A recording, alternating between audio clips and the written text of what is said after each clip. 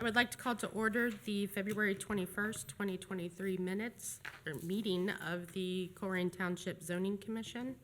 Please rise for the Pledge of Allegiance. Pledge allegiance to the flag of the United States of America, to the republic which stands one nation, under God, indivisible, with liberty and justice for all.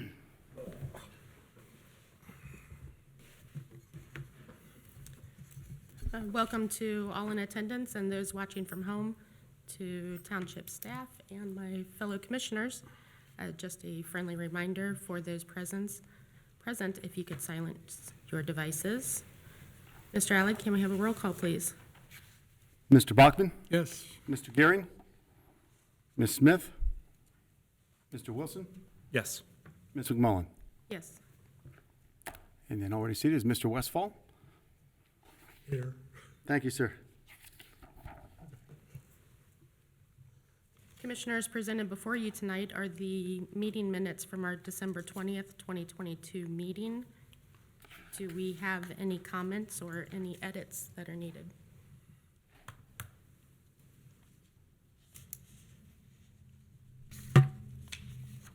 Okay. Hearing none, do we have a motion? I'll make a motion for approval of those minutes.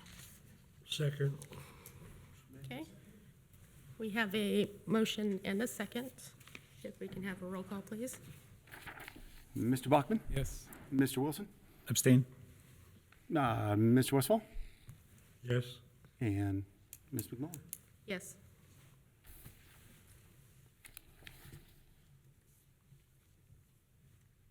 Okay, next we would like to welcome the public to address the Zoning Commission with any and all items that are not related to tonight's public hearing. This does include the 2 informal concept reviews on tonight's agenda.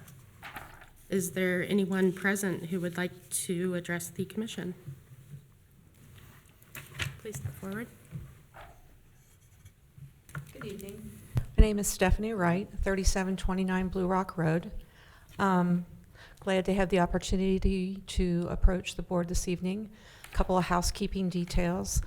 I recently visited the township after viewing the online minutes for these meetings online. Unfortunately, they were not posted online, so I couldn't see them. So I did make a special trip up to the township to look at them in their binder, and some of them were not there as well. And this goes back to 2022. Yes. So I would just encourage you to perhaps be more diligent in the recording of the minutes and sharing those with the rest of the residents. Also, I've noticed on a lot of documents that are zoning certificates, whatever the proper term is, that are submitted to the zoning department and then forwarded on to you, are missing a date stamp. I know it's pretty trivial, but those are there for a reason. For the protection of the township, so they can prove when that was received, in addition to the person who is submitting the application. So I would just ask if you do some due diligence and make sure that those documents are all being recorded properly. Thank you. Thank you. Thank you.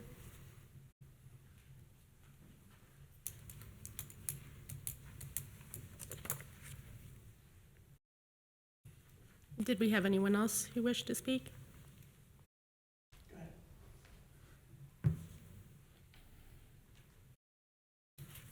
Hi, Ken Sherman. Is this the right time for the informal concept review? No, sir. No, sorry.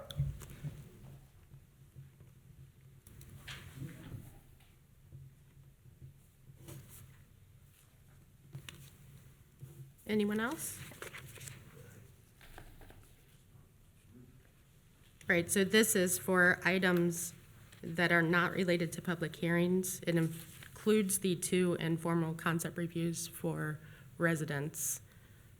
If you are with either Northgate Ford or BID FTA, that is later in the agenda. So going once, going twice. Anyone else wish to speak? Okay. We do not have any final development plans for tonight. Pardon me? That is correct. We are to the public hearing portion of our agenda.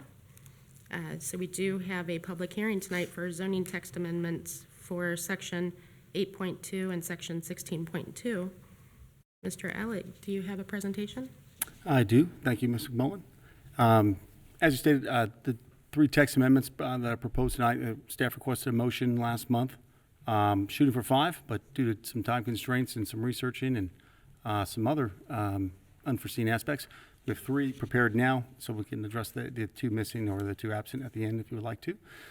So the 3 on the agenda are fireworks, medical marijuana, and microbreweries.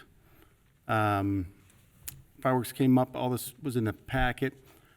Basically, my interpretation of zoning resolutions as it stands right now is the only district, or probably the only use that fireworks are covered by would be heavy industrial use. So staff's recommendation is either to amend the definition of heavy industrial uses to create or permit fireworks within there, or contain fireworks, or create, as proposed, a separate text amendment that more comprehensively covers the definition of fireworks, firework sales, and any manufacturing. Given the nature of the laws within the ORC and the specific safety requirements that the state fire marshal requires if you're storing, producing, or even selling fireworks, there's some pretty intense uses they have to have in there, fire protection. And it's staff's opinion, based on the enhanced risk, that a use such as this deserves an extra look in the sense of are we properly regulating that use right now within heavy industrial uses, which are only permitted in the I-1 district? And then would the commission like to have it recommended as either conditional or use permitted with conditions in B2, B3, or an aspect like that? So that would be one of the proposed text amendments. Medical marijuana, this is sort of a, just in the name of transparency, this text amendment was actually approved back in 2018. I'm not sure why I wasn't with the organization at that time, but the definition was not included within 16.2. It is a prohibited use in all districts, so there's no district within the township where this use is permitted. However, the definition was never added to the zoning resolution, so this is, I don't believe we're required to even go through this, as it's already been voted on, already been approved, but again, just if it has been there for, coming up on sometime about 5 years now or something like that, give or take. Again, in the name of transparency, just make sure we're not, doing anything that could even be looked at as anything less than absolute, of the highest integrity. Just present it again, as long as any changes, if they don't need to be made or do need to be made, let us know, and then go through the process to add it to the zoning resolution. And then microbreweries, this sort of comes out up, there we go. That one there we go. Some economic development aspects. Back in, I believe, is 2017, microbreweries and microdistilleries, as distinguished from breweries and distilleries, were added as permitted uses. They're currently only permitted in the B3. It's staff's recommendation, again, through our department, some discussion there. We haven't had any applications for any as it is. There's very few, there are very few parcels within the township that are even zoned B3, and it's staff's belief and opinion that the B1 district would be a more appropriate use for this. Some of these microbreweries have spurred a lot of development and interest and patronage, and it's our opinion that B1 would be a better use for that. And having a discussion night with the zoning commission, with the public, to see if there are any extra considerations that need to be taken into account if we're looking to approve something like a use like this in the B1 district. This packet on the what's on the screen should be in the packet as well. This is the exact text. This is sort of a little bit different than what was covered originally, but basically either we could add fireworks to heavy industrial uses, or we could make it a permitted, its own use to be permitted or not permitted in any district that the zoning commission sees fit, and as well as the medical marijuana definition, and also changing the use table 8-1 to allow microbreweries, microdistilleries, one or the other, or both, as either permitted with conditions, could be conditional use or not in the B1 and 2 districts. So really, that concludes the presentation regarding the text and that really, and discussion as far as, I'll end there. That concludes staff's presentation on that matter. Thank you. Thank you. Commissioners, do you have any questions for staff? I just had a couple, and we'll just start on the fireworks. Can you explain how the Harvey's Code might discuss the sale of fireworks? Is the zoning code dovetail? Does your proposed zoning code amendments dovetail with the ORC with regard to the sale of fireworks? The proposed text amendments would dovetail with the ORC's requirements. The ORC basically, I'll try to be as concise as possible, Sure. is my interpretation of it. There's really 3 classifications. There's the 3G, I believe, the 1.3G, 1.4, and then the fountain devices. So if you look on,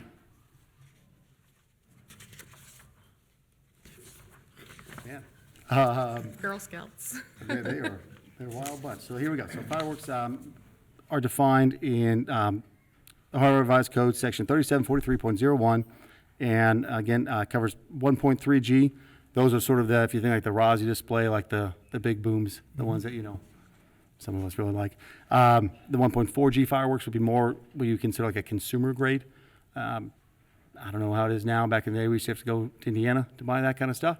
So still dangerous, obviously, but not as dangerous as the larger, I would call, ordinance of the 1.3G. And then fountain devices are the good stuff, or not the good stuff, snakes and sparklers and stuff like that. So really, that's really how the ORC breaks it down in 3743.01 is there's some really dangerous stuff that can only be sold if you have the correct licensing. That's the 1.3. There's some less dangerous items that can be sold to consumers, retail sales. And then there's stuff that is, they exclude matches from it. So like a lighter type match. So it's that level of, I guess, danger or lack thereof. Does that answer your question, sir? It does. I'm just, so what we're trying to do, or we're allowing the sale of the minor ordinances, the minor fireworks Yes, sir, in any district. in any district. Yeah, at the moment, our resolution is not, our zoning resolution, in my opinion, is not very clear on, we don't just make any distinguish, we mentioned fireworks one time, that's in vendor markets, those are in vendor markets, pardon me, and they are a prohibited item to sell. Okay. So that's the only spot where it's really mentioned. Okay. The closest thing that I can find, based on my interpretation in our zoning resolution, is in heavy industrial uses, anything explosive or flammable. Okay. And so what this is aiming to do is catch up to or help our zoning resolution define that and just start this discussion of what does the commission believe, for maybe it's just a permit as a retail sale and we could have it be that, or it's not, it is something more dangerous and therefore should be treated as such. For me, the big thing that changed, that would influence this is the extra requirements the ORC has for this from the state fire marshal. Mm-hmm. There's some pretty high heavy-duty fire suppression systems required if you're even just selling the retail fireworks for sort of obvious reasons. A fire there is not the same if you are a normal retail use. The list of examples in retail use in our resolution, there's no special requirements for fire protection of any of those items. So, if you're selling books or CDs or clothing. Sure. That's it, in my opinion, staff's opinion. It's a different use. Sure. It might have done. Maybe you feel the same. So at the end of the day, we got various levels as described by the Ohio Revised Code, and some of those are not even on. We're not even thinking about those because you need a license like Rossi. Mm-hmm. Mm-hmm. But what we are thinking about is permitting, if I understand this correctly, the sale of lower intensity devices in a heavy industrial zoning district. Well, my current interpretation of our zoning resolution is that's the only area where that would be permitted That it is at the permitted. moment. Okay. Yes, sir. What this is proposing is to help us distinguish between the 1.3, the ROSI stuff, the high explosive, high-powered ordinance, and not permitting that in any B district. Okay. But as we look at, probably let me back up there. I don't know if anyone will be able to see it. It's pretty zoomed out here, but as we go to this page here, fireworks sales, shall be in the retail sale of any composition or device prepared for the purpose of producing a visible or an audible effect by combustion, deflagration, or detonation, except ordinary matches, and except as provided in 3743.80, the revised code, and shall include 1.4G fireworks. So, as defined within revised code, section 3743.01, that's the definitions of fireworks, the 1.4G. The term fireworks shall not include novelties and trick makers and noise makers, so not trying to regulate those. Sure. If you're selling those, or the fountain devices. And then at the very end there, on the next page,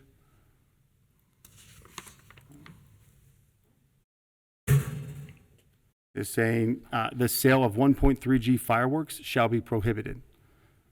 Yeah, I see that. So if we were to decide to have firework retail sales be either a conditional use or a permitted with restrictions, or just, if you want, just flat out permitted without any administrative conditions, that would still not permit the 1.3 to be sold there, the big ones. Okay.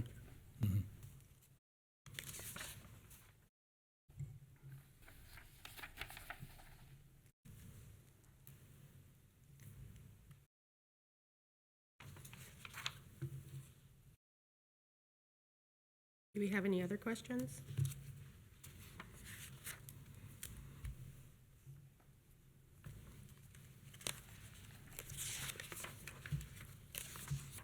I could ask a question if anyone, the commissioners, anyone in the audience feels, should this be conditional use, permitted with conditions, or not permitted at all? Should say, does anyone feel that the heavy industrial use covers the fireworks and that should stay in I-1? I guess before I could give you some thoughts on that, has there been an issue in the township in the past with regard to the sale of retail sales for fireworks? Has that been an issue? In the very recent past, it came up maybe 2 months ago, and I believe that's due to a change in law of the ORC. I believe the ORC changed maybe last year, 2022, early on. And then we received a zoning verification letter to see if this is a permitted use in a B2. It was my interpretation, it is not a permitted as a retail sale currently in a B2 district. That is, it's currently only permitted in the I1 district based on the definition of heavy industrial uses and the fact that our zoning resolution doesn't capture. So it hasn't been a prevalent issue, but I would suspect, given that it's coming up already, there's a change in law, it would probably be something coming down the pipeline. So can you clarify where in Colerain Township is an I-1? We don't have many. I can pull the zoning map and we could show them if you like. The one that comes off to mind right away is right at Pippin and Galbraith is I-1 there. It's a vacant lot. There are very, very few. Building? Or the, It touches that, yep. I believe that's the one. As long as I'm saying with that one, it's very obscure. We don't have a lot. We have a PDI near Rumpke. Very few.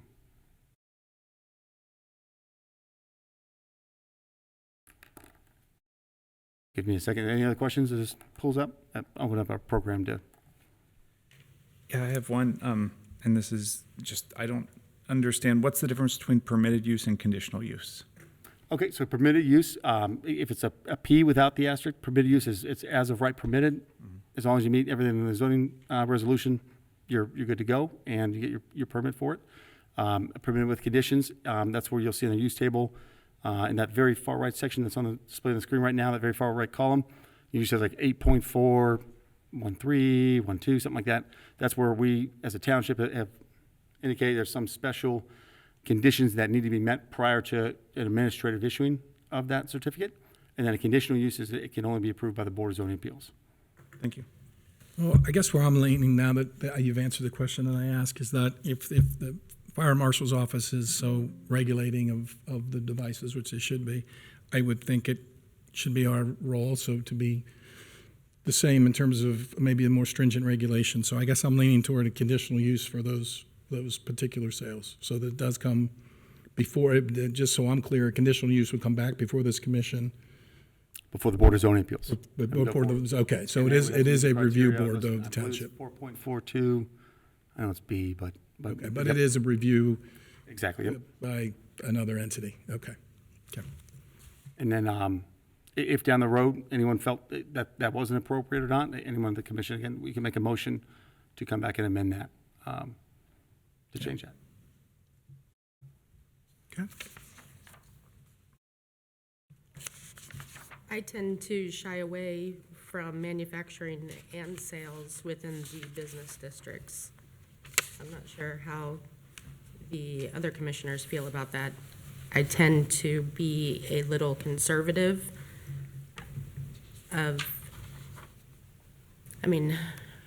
any holiday, the Bengals games, the Super Bowl, it's pretty obvious that fireworks are readily available in our community already without permitting the sale and the manufacturing of them within Colerain. So I tend to have the conditional use in I-1 for sales and manufacturing and not permitted in B2 or B3. Excellent, thank you.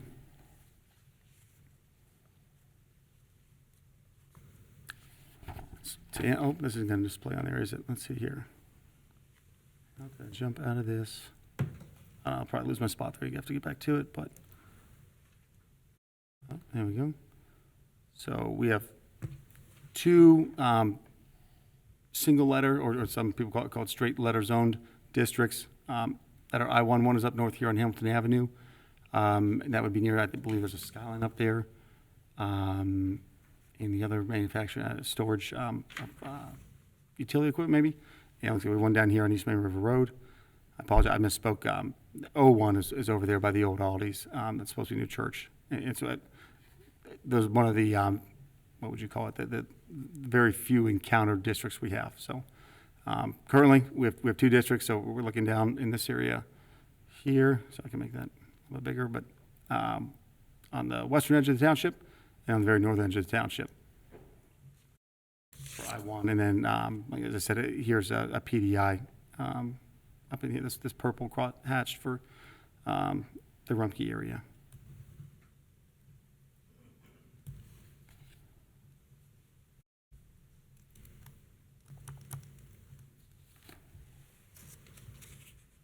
Commissioners, any other questions or comments or guidance for Mr. Allig?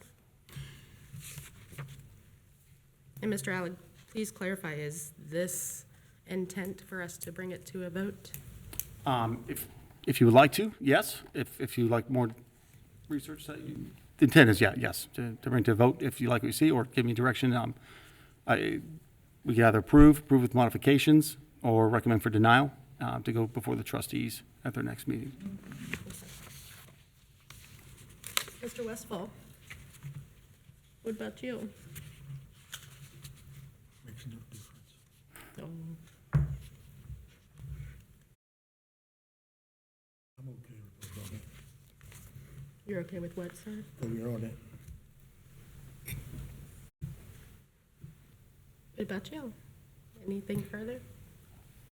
I understand your sort of conservative approach to it. I think, I don't think I'd like the permitted use, but I think the conditional use, I would consider in one of the business districts, just because that would go under additional review in front of the BZA. So I think that's something I'd consider, but I totally understand if we want to take the more conservative approach to it. Okay. Would anyone like to put a motion on the floor? So moved.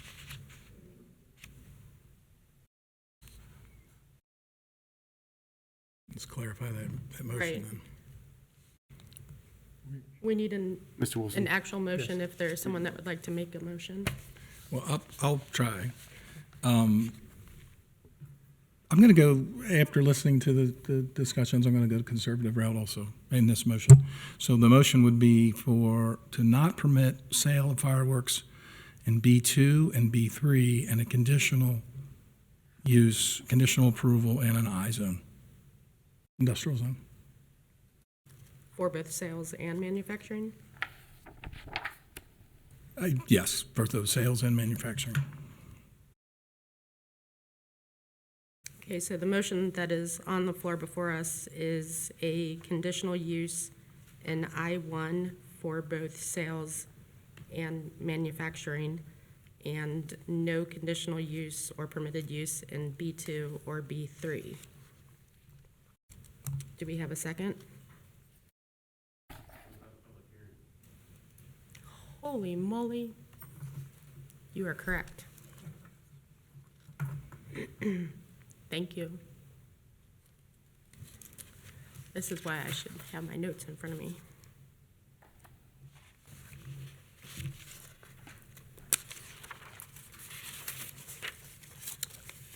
All right, thank you.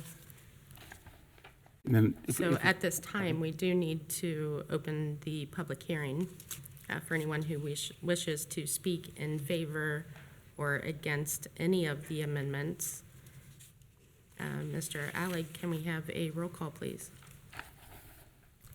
Mr. Bachman? Yes. Mr. Westfall? Mr. Wilson? Yes. Ms. McMullen? Yes.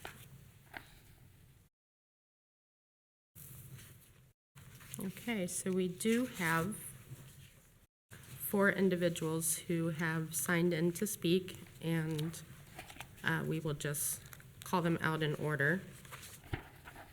So at the top of the list is Mrs. Wright. Good evening again. I have one comment, one question on the fireworks proposal of the amendment. Both of those, I believe, are vacant lots, and vacant lots in the township seem to attract vendors. And I was wondering how that would be handled underneath our vendor permit usage. And second of all, is there someone in the line or interested in building a fireworks manufacturing in either of those 2 areas? Thank you.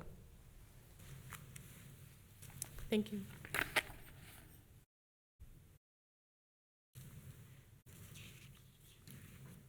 Okay, and next on the list is Ken Sherman. I believe you are interested in the informal concept review, correct? Okay. And Michael Leach? Okay, so you're for the informal as well, correct? Ken Griffith? Same? Okay, is there anyone who did not sign in that would wish to speak during the public hearing regarding the text amendments? No. Okay, thank you. And at this time, we do need a motion to close the public hearing. So moved? Do we have a second? Second. Mr. Alley? Mr. Bachman? Yes. Mr. Wilson? Yes. Mr. Westfall? Ms. McMullen? Yes.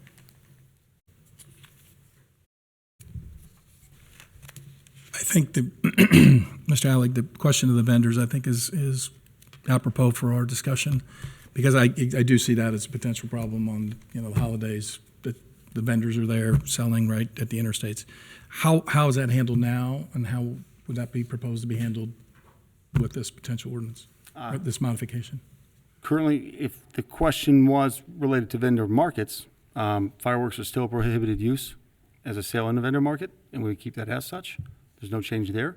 I think there's a question about both those lots being vacant. I don't know for certain that those are single lots, nor that they're vacant. If that's what that comment was, that cover that, or?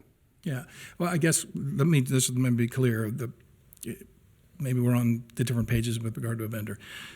I'm not sure what a vendor market is, but what I am sure of is for instance, when the Bengals were in the AFC championship, there was a vendor who was selling the Bengal shirts left and right at I-275 and Colerain. So is that a vendor market, or is that just a vendor? That one's fun, that's tricky. My interpretation of that is a vendor to be classified under vendor markets. Vendor markets is really, I believe it's 2 vendors or more in one spot. So that's a vendor market. For that particular use, that'd be a temporary use of a vendor market type. That is not permitted in our zoning resolution. We received an application right at the exit of 275 on the north side there, and that I believe it's a butcher shop meat market. It was not able to be approved because it does not meet the zoning resolution. Problem with that is there is a transient vendor program that exists within the township that there seems to be some confusion on of what is permitted. That's handled through the police department. I believe that there was a transient vendor license issued for that location, but as far as zoning goes, that is not a permitted use. So there's a discrepancy there. And would something such as fireworks sale fall under a transient vendor? By that my were to come up? interpretation of the zoning resolution, it would not. And it would still, vendor markets or vendors are only permitted in B1, 2, and 3 with additional considerations. And, I'm sorry, B1 and 2, not B3. And they're not permitted in I1's districts at all. So that is talked before, as you're having that P with an asterisk. If you apply for a certificate to sell that with fireworks, which I would deny anyway because it's not in our zoning resolution, your application would be denied. You could appeal it to the BZA, but that would stop that one.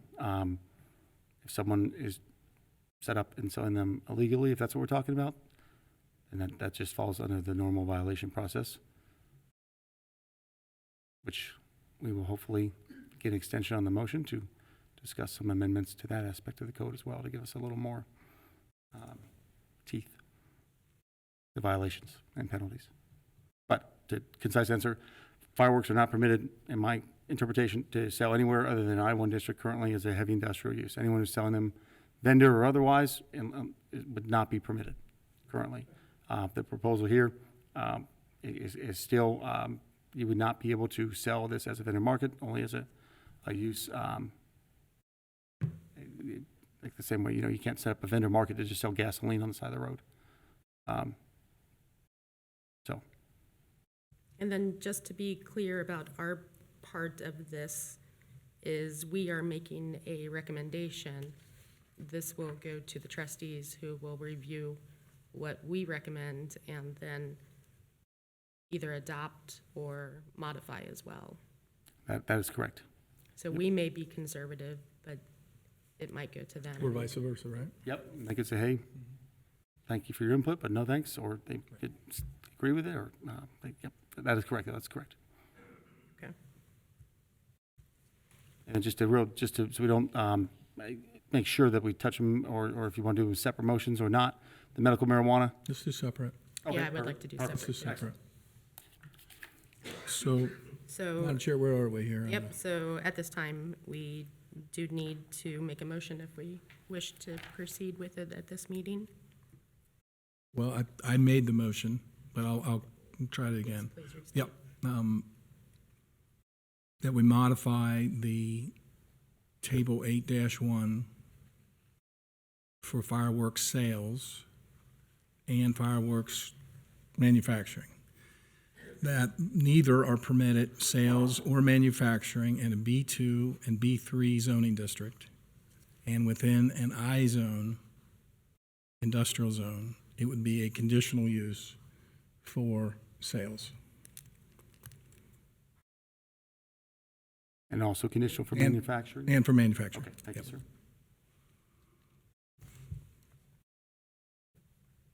Okay, so we do have a motion on the floor. So that motion was to look at section 8.2, permitted uses for fireworks, not permitting conditional use or permitted use in B2, B3 for sales or manufacturing, and conditional use in I1 for both sales and manufacturing. And would anyone like to second that motion? Second.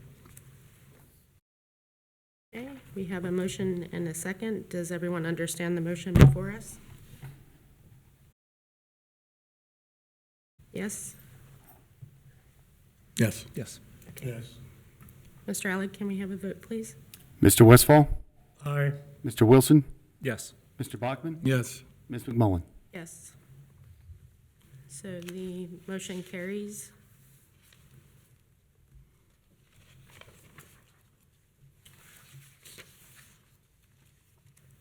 Next, we do have the medical marijuana.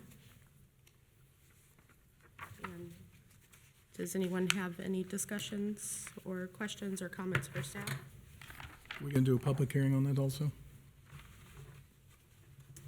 And do public hearings on all three? Yeah, we can. That's fine. Okay. I'd like to make a motion to open a public hearing. I'll make a motion. I second that. Okay. Mr. Alec, we have a motion and a second. Mr. Wilson, did you second? Sorry. You seconded? Mr. Westfall did. Okay, sorry. Okay, pardon me for that. Bachman seconded. It's okay. Who made the motion? I'm sorry. Oh, I'm sorry, I was talking about the last thing. Oh, okay, sorry. On this motion? I Yes. second it. I made the motion, he seconded. Okay, I apologize. I was looking at my record right in, so, okay. And that's for a public hearing on medical marijuana. Thank you so much. issues. Yep, that's what I was writing down. Thank you. Mr. Bachman? Yes. Mr. Wilson? Yes. Mr. Westfall? Aye. Ms. McMullen? Yes. Thank you so much. Okay. Do we have anyone in the audience who would wish to speak about the clarification in the zoning code regarding medical marijuana?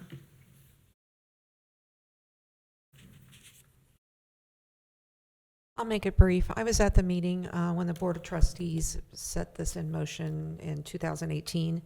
And since then, there has been a change in the Board of Trustees, and one of them is now on the BZA, I believe, that pushed very hard for this to be an item. And I would just ask you to take that in consideration and maybe do a little research on its background. Thank you. Thank you. Anyone else? Okay, can we have a motion to close the public hearing?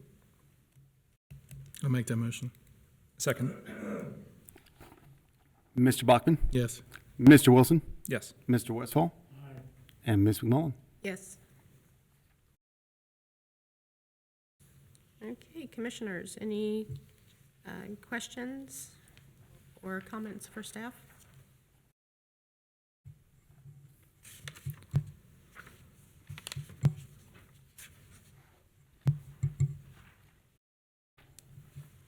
Hearing none, would anyone like to entertain a motion?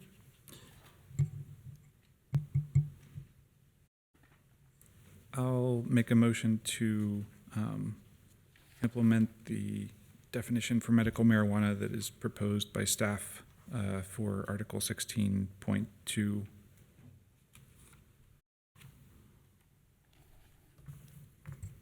Do we have a second? I'll second it. We have a motion and a second, and that is to insert the definition of medical marijuana into the zoning regulations. Mr. Alec? Mr. Wilson? Yes. Mr. Westfall? Mr. Bachman? Yes. Ms. McMullen? Yes. Motion carries. Okay, next text amendment is the microbrewery. So we do need to make a motion to open the public hearing. For anyone who wishes to speak in favor or against the amendment, can we have a motion, please? I'll make a motion. I'll second it. Thank you. Mr. Bachman? Yes. Mr. Wilson? Yes. Mr. Westfall? Ms. McMullen? Yes.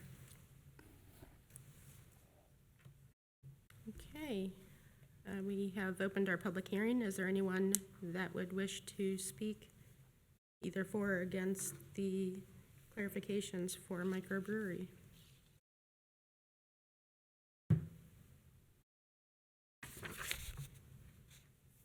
Okay, seeing none, can we have a motion to close the public hearing, please? I'll make the motion to close the public hearing. So we have a motion and a second, Mr. Alley. The Miss- second was by Mr. Westfall, in case you didn't. Thank you, hear I got that about one, thank you. That's right. Mr. Bachman? Yes. Mr. Wilson? Yes. Mr. Westfall? Aye. And Ms. McMullen? Yes. All right, commissioners, once again, does anyone have any questions for staff or comments? Just maybe clarification. So currently, without any modifications to the code that we're being asked to look at tonight, what is permitted for microbrewery and micro distillery? In terms of what zoning district would it be permitted in? They're currently both permitted in a B3 district. B3. Okay. And then my last question would be, your proposed table would, under B1, has either permitted or a P with an asterisk. Could you kind of explain what the P with an asterisk is? Absolutely, yep. So a P with an asterisk indicates that it's permitted with conditions at the administrative level. So that's by the zoning administrator, without having to come before the BZA or zoning commission. Currently in the use table, the column again on the far right is where the additional regulations are. So if there's something the commission thinks is appropriate, like say like a bar might be permitted in a B1 as long as it's 50 feet, setback 50 feet from any property line that abuts a residential district. So it's where you can give staff the direction to put additional requirements in there that the applicant must meet without having them to either have a hearing with BZA through the conditional use, apply for variance, something like that. So it's where we say, hey, the general sort of like lay thing would be, there's something a little bit different about this use that needs a little bit of tweaking, but it's not in the case where fireworks might be, or something like fireworks, that needs, such a high level of review for each and every application. So it's like, generally, as long as you're set back, maybe not 1,000 feet within a school, or a lot of this provisions, an extra setback from a property line if that property line abuts a residential district. Maybe, no more than, I think group homes for children, you can't have more than one within like 600 feet of the other. You could do something like that if you think that's appropriate. This is one of those things where it gets, a lot of zoning regulations are not usually written or created or established for good actors who want to do excellent developments. It's usually a tool used to go the other way to make sure you don't have not good actors doing not good developments. So if there's something where we need to have an extra element of restriction in there or conditions, and that's what the P with the asterisk would be. And the thought process, if you were to do a P with an asterisk in a B1 zone, would be that you would be concerned that those might be closer to residential, or kind of walk us through Yep. kind of your So thoughts potentially on that? Thank you, sir. So the B1 district is established to basically be a buffer between a sort of heavy commercial type use, like a B2. So think going up and down, driving up and down Colerain Avenue. There are, as far as I'm sure I'll be correct if I'm wrong, but there are no B1 districts that front Colerain Avenue. Okay. But there is one that abuts a B2, and then immediately is a bridge between a residential zone. So the B1 district is meant to provide essential services sort of to the community. Maybe like a small grocery store or something like that, or be a community gathering spot, while still allowing businesses to go in there. However, not be such an intense use that it would be in contradiction to the neighborhood right behind there.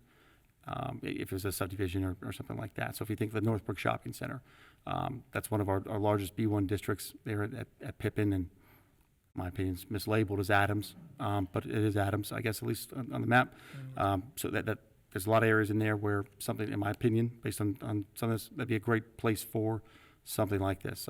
The B1 district at Blue Rock and where it'd be Cheviot and Hanley in that area.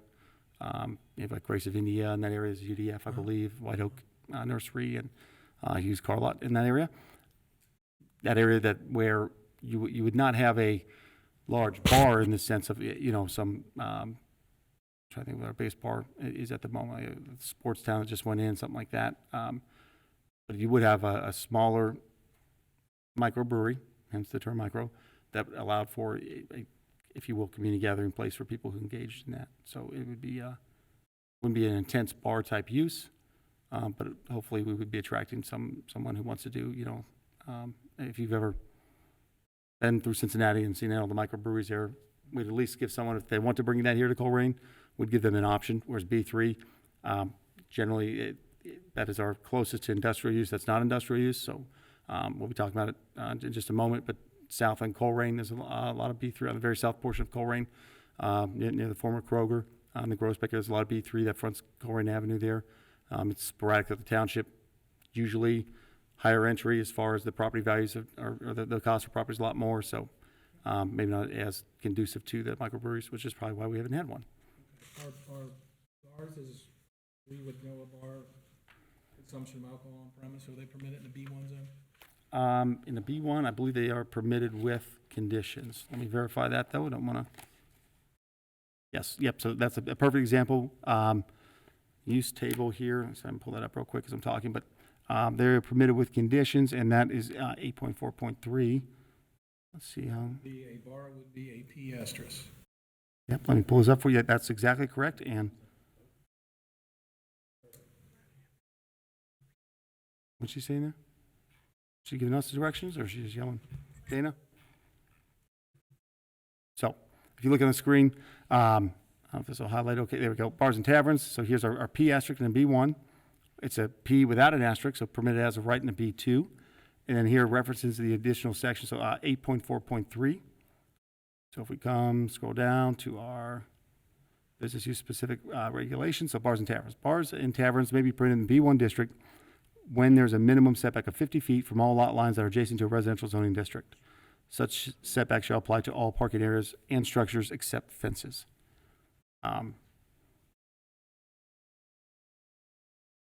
You've answered my question.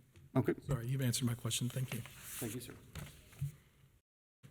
And then for our definitions, is there a definition of bars? Bars, there are. And as well as microbrewery, yep. Okay. We already, yep, we have both. Would you like the definition of bars and microbreweries? No, I glanced through it pretty quick this afternoon, Okay. trying to look for the definition of bar and how it would vary for microbrewery. Must be fun, if anyone, unless anyone has something better to do, it's a fun little experiment to look at and see if our interpretations are close.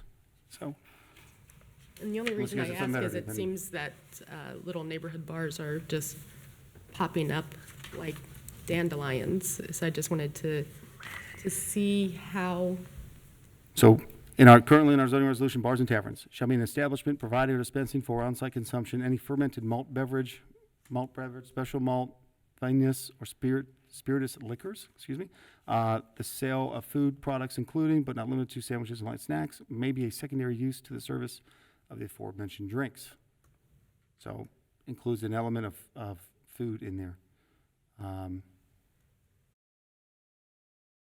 As we come down to microbrewery. Microbrewery shall be an establishment that's primarily used for the production of beer and ale and must include restaurant/bar space, tasking or retail space. The brewing operation processes the ingredients to make beer and ale by mashing, cooking, and fermenting. The brewing operation does not include the production of an alcoholic beverage other than beer or ale. The brewery shall not produce more than 10,000 barrels of beer or ale per year. And then just as a contradiction to that, there would be a contradistinction, in brewery, they're allowed to basically produce more. But they are only permitted in I-1s, a brewery. And then also, in here, and strike it if you don't like it, but you know, to allow a micro distillery shall be an establishment that is primarily used for the production of spirits and liquor, including wine in small quantities of a maximum of 52,000 cases or a maximum of 50,000 proof gallons annually, and must include restaurant, bar space, tasking, and retail space. So where bars and taverns have that element of they must have some type of food or sandwiches, here the same, either restaurant, bar space, tasking, or retail space. But where generally the product's being made on site instead of just brought in and distributed there. Thank you. Thank you. Thank you for going through the definitions with me. It's a lot of fun to me. Okay, commissioners, any further comments or questions?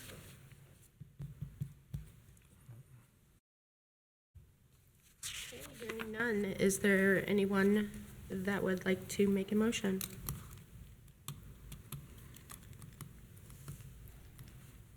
I can make a motion to permit with conditions microbreweries and microdistilleries in a B1 with the same conditions as a bar or a tavern, to be permitted use in B2, and to be permitted use in I1. Okay, so on the floor, we have a motion for permitted with conditions in B1 for microbrewery, microdistillery, and the condition is the same as the bar, which is 8.4.3.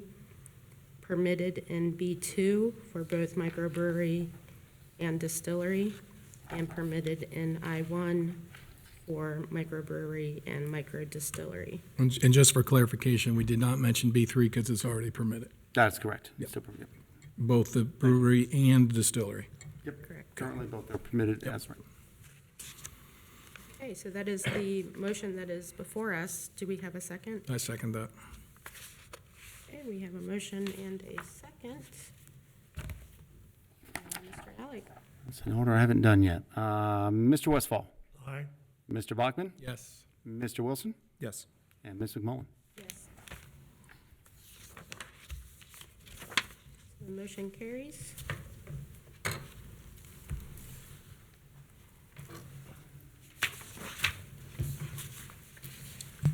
That brings us to,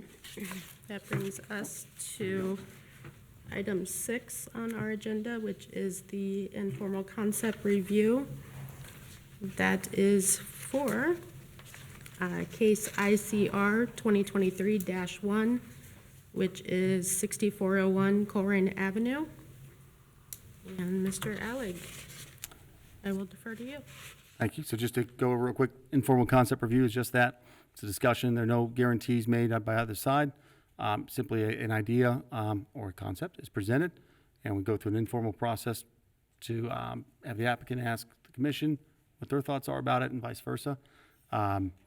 This specific one will have as it's here on the agenda, an item to discuss under administration at the end of the hearing, but probably at the meeting, but just want to go over that. No hearing, anything like that, just simply people talking about ideas and circumstances. So this specific property's been before the commission, at least through our office, at least almost insane, ad nauseum at this point. And it's a very prominent location, being at the southern gateway of the township. There we go. Sorry. Pardon me. Tonight's application comes from, the applicant is Ken Schuerman of Schuerman Properties. They're requesting formal concept review to discuss, this case was presented to the zoning commission back in '89, ZA 4-89 to permit retail, it was county at that point, but to permit retail sales upon property with specific use approved as warehouse per case ZA 2022-04. If you recall, Grippo's was the applicant with that, and they came before us in a PD district. We'll cover this a bit later, but each use should be specified, and in that specific case, the applicant, with permission of the property owner, came before the zoning commission and the board of trustees and received approval to modify the specified use from retail sales, the former Kroger, to warehouse sales. To do the Grippos, and then that deal fell through, and that's where we stand now. So just a copy of the application that our department received, and overview of the property zone PDB. That dark red is B3. In that area is like Nolte and Grippos is mentioned, some manufacturing. Also on this property, I believe there's, tire discounters. And then it's surrounded by R6, by some subdivisions and the heavy residential uses there. Just a copy of public record for the resolution. This was in front of the county at the time approving that use back in '89. These are the original plans, for the PDP and FDP. Again from '89, and then right here would be the existing conditions that were presented to the zoning commission and the board of trustees. Probably is I think it was May 17th was that hearing with the zoning commission, and then would have been the second May meeting, I believe, for the board of trustees. And currently, the definition in our resolution right now for warehouses shall mean structures used for the storage or distribution of goods where there is no sale of items to retailers or to the general public unless permitted as an accessory use to the warehouse. Each and every, again, for a PUD, a specific use has to be approved. That's kind of what brings us here. This documentation for the current standards for a PD district, 9.3. Now, the fun part, well, let's see, not the fun part, it's the wrong word. The part that I'm sure is going to be of contention, we've already talked with the applicant about it. The property currently is an absolute abomination and just in terrible disrepair. But just so we stay clear, the applicant tonight is not the property owner. So the property owner is Realty Income Properties, LLC, out of California. And then these are pictures from the property today taken by our code enforcement officer, Mr. Stanley, who's been absolutely excellent addition to the department. But you'll see it is absolutely terrible and run down. And granted, it's a whole other aspect of it, but as an aspect we probably should discuss at the end of this hearing, or probably, meeting, not hearing.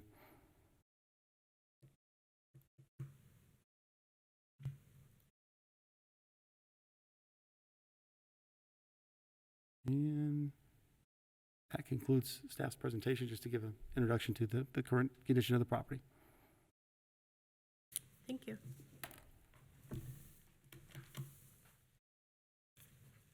All right. Mr. Sherman.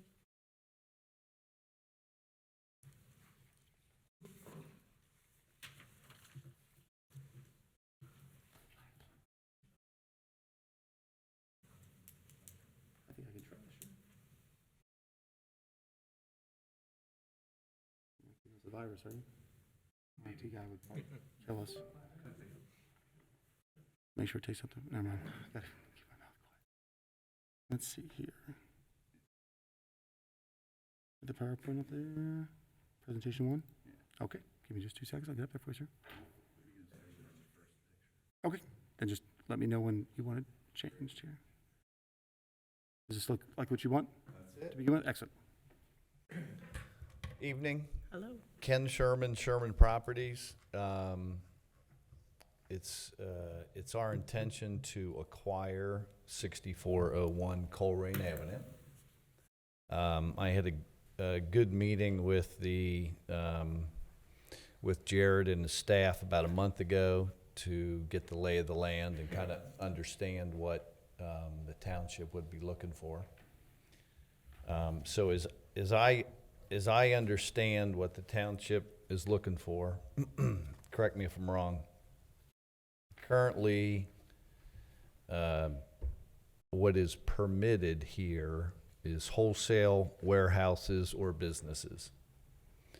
And the only change that we would like to make is to change it from wholesale warehouses or businesses to wholesale warehouses or businesses with customer pickup. as a part of what bid FTA, fast track auctions, the tenant does, in addition to warehousing their product, is have customer pickup. And that's done typically Monday through Friday from 8 to 4 p.m., depending on the location. So currently, we have the property under contract. We're in the process of doing our due diligence. We've had a lot of contractors through there. So the goal is to enhance the exterior. If you want to go to the next slide, Jared. This is the kind of the fast track bid FTA color scheme. You can go to the next one. So it'll look something like this when we're finished on the outside. We'll work with the township on landscaping, perimeter fencing, curbing, parking lot, getting it all cleaned up. You can go to the next one. So that kind of gives a shot. Then the next one is an interior, or actually this is a, sorry, I got you. that is a older building, but a recent acquisition, and just showing you the color scheme of what we did there. And then the next one. When we go in, we do all new lighting, all new heating and cooling. So in this old Kroger, it needs everything, probably north of $1 million on the inside. Everything was pretty much stripped out, so it'll get lighting, heating and cooling, dock work, so that'll all be fixed up. You can go to the next one. This particular location's up in Dayton. Next one. That's just showing some new docks. So you can go back to the beginning. That's it for the pictures. So that's what we're looking to do. Fast Track Auctions, bid FTA, is a $125 million company. They have 30 different locations. I'm not part of Fast Track. I'm on the real estate side of things, and we own 4 other properties together. And then there are other locations they typically rent. So this particular location would be a partnership between my group and Fast Track, would be the owners of the property, and then they would be the tenant. We have 4 other locations in town where we have this relationship. It goes back about 7 years. They've been a wonderful partner, good company. We'll take care of the property, and I'll be kind of the managing partner of the project, and then the ownership group going forward. So that's what we're looking for. Looking for the addition of a customer pickup to the zoning language. And then we'll be able to continue our due diligence and close on the property in about 90 days and begin our work, and then get going. So do you have any questions? First question for Mr. Alec, actually. Would customer pickup center need to be added? Based on my interpretation of the current zoning resolution, it would be, where it says retail sales are not permitted. But then really that given that this is, that'd be a discussion we'd have under the administration aspect of the discussion tonight. Given this is informal concept review, the zoning commission, if they want to give me instruction to add that, to include that, or to talk about, maybe my interpretation is not correct. But currently, for the definition of warehouse, read it off just to make sure. I did not think it was included in there, which we had that discussion back in, was that only a month ago that you were here? Yeah. Seemed like a year ago. You have no idea. Yeah. Anyway, I digress. Pardon me, sir. Currently, the definition for warehouse should mean structures used for the storage or distribution of goods where there is no sale of items to retailers or the general public unless permitted as an accessory use to the warehouse. So the commission could, after receiving an application, permit it as an accessory use to the warehouse. It just was not permitted like that as it stands now. Or we could go back and, maybe this is our current, most of our definitions are from 2006 era when this major rewrite happened. And there's been a massive shift in consumer retailers and the online Amazon effect kind of thing they call it, where we are trying to catch up. And I'm not sure if it's been used much at all in our history here. I know not in mine, but the similar use provision allows the commission to kind of, I believe, my interpretation of it is give us the ability to catch up a little bit quicker with some of this stuff. If we use it effectively, we'll see. But that's a discussion later on in the hearing, or in the meeting, excuse me. And then I do have a question. Do customers enter the facility? They do. You do? They do.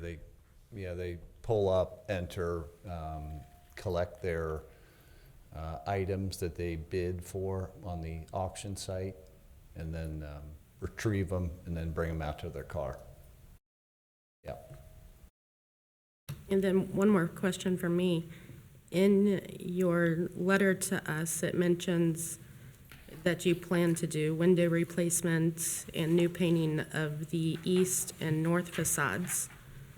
Just wondering why the south facade, so coming north on Colerain Avenue, would not be included in the paint scheme. So for me, I'm envisioning one side would be that current brick, and then the front and the other side would have the white and the blue.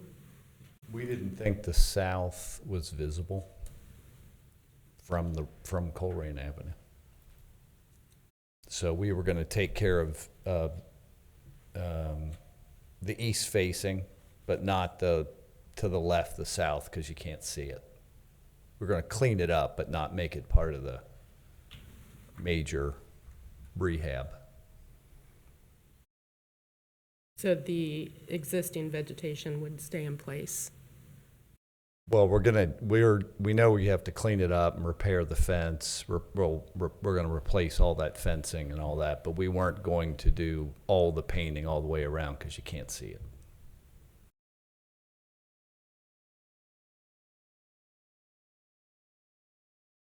Okay, that's all my questions. Commissioners? Yeah, just a few things. I'm not very familiar with your business model in terms of what it means in terms of the building. So could you talk to us a little bit? I saw the pictures of the crates. Is the consumer going through those crates? So Fast Track buys product by the truckload from the major retailers around the country. Scratch and dent, unsold items, closeout, excess inventory. They bring the inventory into their warehouses, organize it, put it in rows, inventory it, put it online, and then people bid on it. Okay.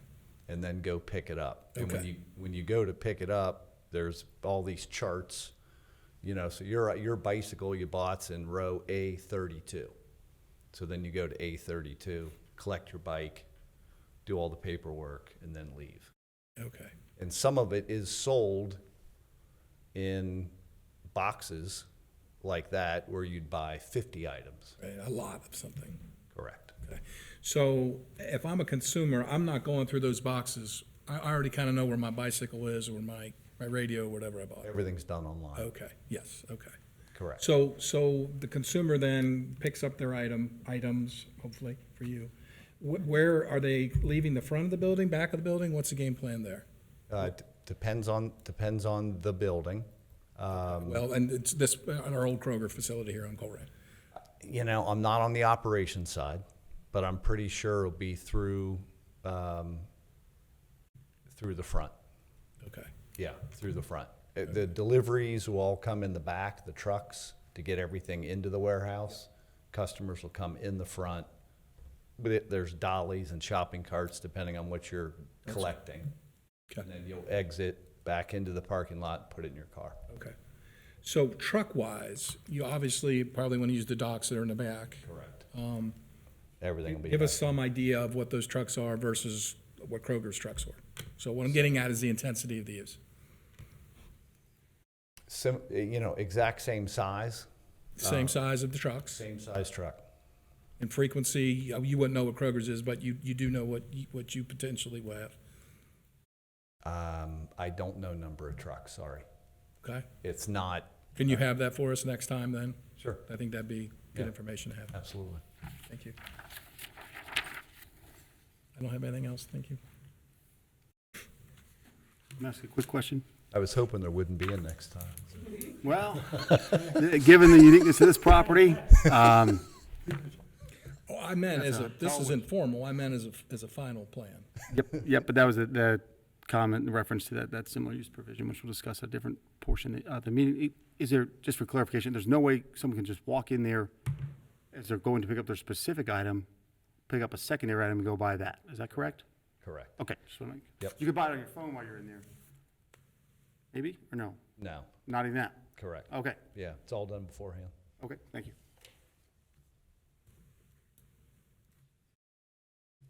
Any other questions? And since this is informal, this is an opportunity for you to ask any additional questions as well. I guess my question would be could the addition of customer pickup be added to the current zoning for this location tonight? To just be directly I'll answer that if you don't mind. Sorry. May I answer that, No, Ms. please. McMullen? Pardon me. To directly inject in the zoning resolution, it could not just be directly added into there. We will discuss that part a little bit later in the meeting, when we get to that. If that, Okay. your question will be answered if you stick around. Hopefully it'll be answered.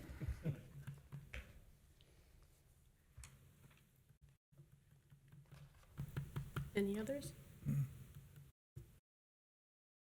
Okay, well, thank you. Thank you. Thanks so much, John. There wasn't one when you put in there. I cannot say that that's the case when you got it back, so be careful. This will work. There we go. All right. All right, so we do have a second informal concept review on tonight's agenda, and that is for case ICR 2023-2 for 8940 Colerain Avenue, Northgate, Ford. Mr. Alec? We are loading. Ms. McMullen, trying to see if it comes up there. There we go. Okay, thank you so much. Okay, near property we've discussed quite a bit over the past year, in the sort of central portion at least of the Colerain Avenue corridor as identified in the comprehensive plan. As you stated, the applicant is Bryant Builders LLC. They request informal concept review, discuss proposing the zoning map amendment to rezone a portion of the property located at 8940 Colerain Avenue. I believe Northgate Ford is what that's listed as. It's from R6 to B2. This is the property we're talking about. It's currently a property that is one, although it's a merged parcel, one parcel in two zoning districts, which is not ideal, but we'll cover that later. And then here's a copy of the application that our department received, the plan as well, which hopefully all the commissioners received. And then this is, I believe, the building site plan to go with that. Same thing with this property. Get to it. This is the property. I'll go back and slow down a little bit. This is the property itself. Pictures that were taken today from adjacent property, again by Stanley. Can't say enough good things about him. He's helped us a lot. And, but I digress. Just to sort of give us an idea of the situation, where's the conditions here.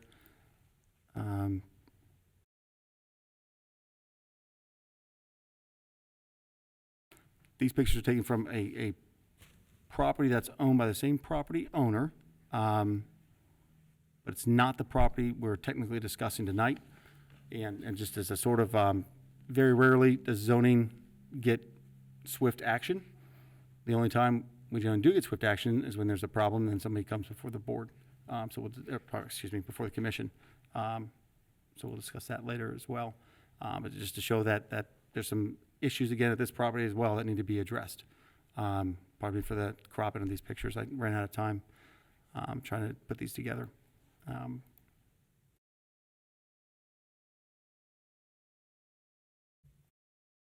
Just to give a brief presentation of some of the existing conditions here. Again, not the property necessarily we're talking about tonight in this informal concept review, but it is owned by the same property owner and is adjacent to this parcel. So just hope that comes up. I'm sure it will. And that's all staff has as far as that portion of it.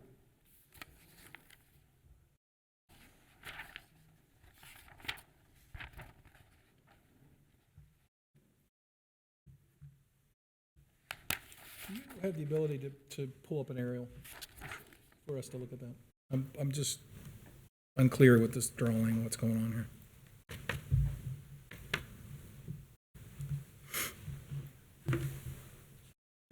That's the new building.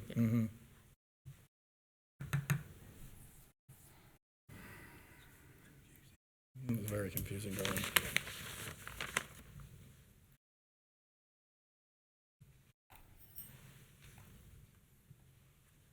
We can pause for a moment. My projector is The audience. at its limit. You want to go to the applicant while he's pulling that up? I'm fine on that. It'll just help me.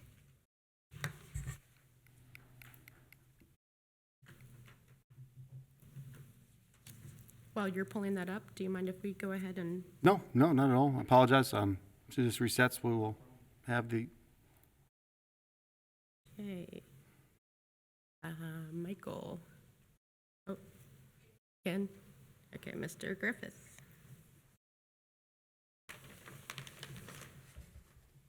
So here's a little better view maybe of what is actually the property is. This is the property that is owned by Northgate Ford. This section back here is zoned R6, and this is obviously B2. What they're wanting to do is zone this as B2, so it gives them more room to build and stay within the zoning percentages for green space. Let's let you talk about it Yeah, up there, right there. so the audience understands what you're doing. So I can leave these with you? Sure, yeah. Yeah, you can leave them, and then we'll just make them a part of the record. Yeah. Okay. on the screen, Mr. Bachman, is an aerial with overlay of the zoning district. This highlighted parcel is the merged parcels of the property we're talking about directly on the application. This additional parcel here is also in the same ownership, common ownership, is adjacent to it. And then I will take away those layers. Okay. Would you like the zoning?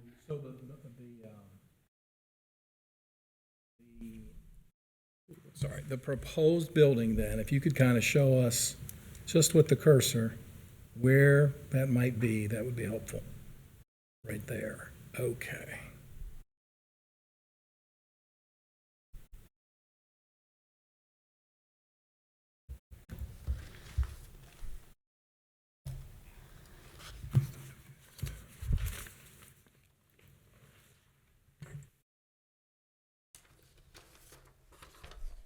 There it is. It's located on this back corner.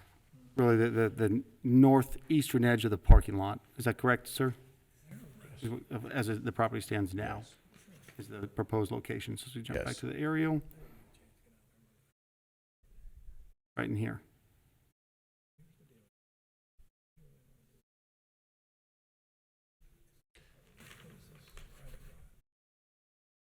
And what they're proposing is added service, 8,000 square foot service center.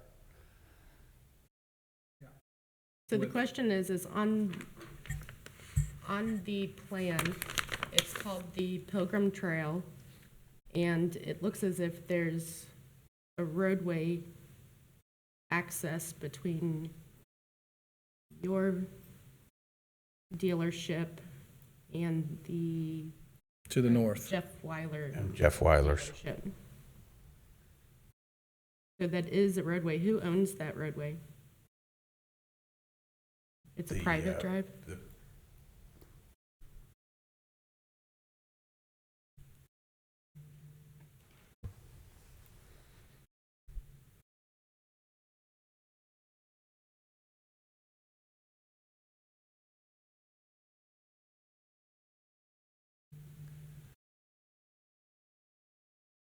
I may be wrong, but I believe that's part of Jeff Weiler's. I may be wrong.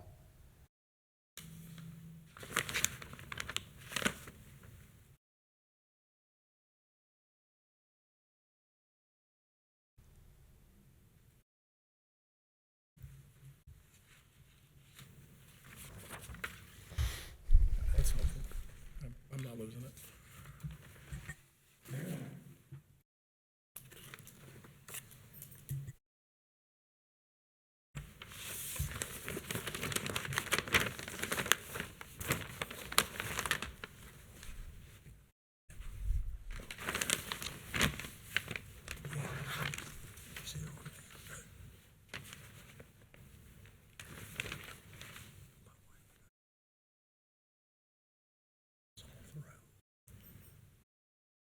I'm okay. I mean, it's an issue that's not totally germane for this. It's just confusing. I see Pilgrim Trail on the drawing, and I wasn't sure what was going on.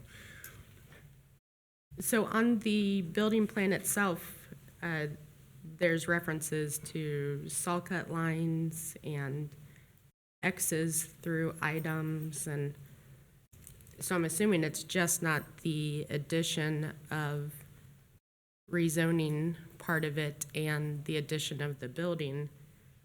There would be some remodeling of the existing facility. No, we're not going to remodel.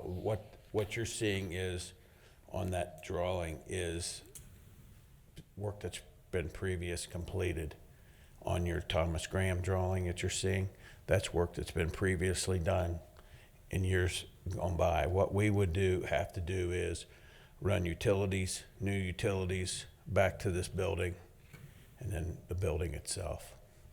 The work that you're seeing up there has already been completed in previous construction projects. So all the saw cutting, the demolition, the new utilities, everything that's highlighted on this crazy drawing is done.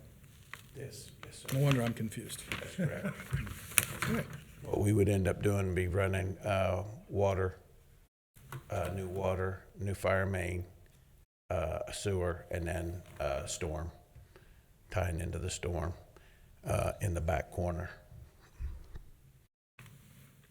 So on your plan, Yes. where your proposed building is to the far north, that would be In our plan, in the east. back corner, should be a clouded area in the back There corner. is. That's There that's is. the building. And does your property line end just to the east of that, or, and that's why I asked for the aerial, is it continue further? Property line goes back further. And how much further? They own the map that I gave you, the green space Yeah. map that I gave you. They own that whole wooded area. Okay, which on your plan says 375 feet. Correct. Okay, now we're getting somewhere. Yeah. So from the edge of pavement through the trees, your client owns 375 feet to the property line. Correct. And the zone request is for, Wait a go minute. ahead. May I interrupt? Yeah, absolutely, because that'd be helpful. There's a little bit of confusion. Confusion, not a little. The line, the drawing that you're looking at, where the angle is, says 375 feet. Yes, sir?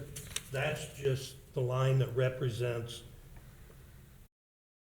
the coordination of the, what map is it, Jared? The, Zoning map, Land land use use map. map. excuse me, I'm sorry. He actually owns all the way back, and then you had one of the drawings up there that showed the entire, So he owns further back. yeah, there's probably, yeah, see that, all the way back, there's a lower right-hand corner of that parcel that is not his, but that entire wooded area there is his. Okay. We're just trying to get that 375 foot rezoned to match. the Okay. land use map. So the line that you have on this drawing is not shown up there? Correct. Okay, and it's not consistent with the property line, this line? You're absolutely right. Okay, I'm sorry. it's okay, we're just trying to understand it. Gotcha. And the 375 is where you're asking for a zone change? Yes, sir. Okay, It kind of matches, we tried to interpret that land use map. I understand. And place it on this Gotcha drawing now. to Okay. try to clear it up. Okay. I think there's probably 3.5 acres, maybe within that. Right at 3.5 acres. okay. And the zone change request is to B2? From R6 to B2.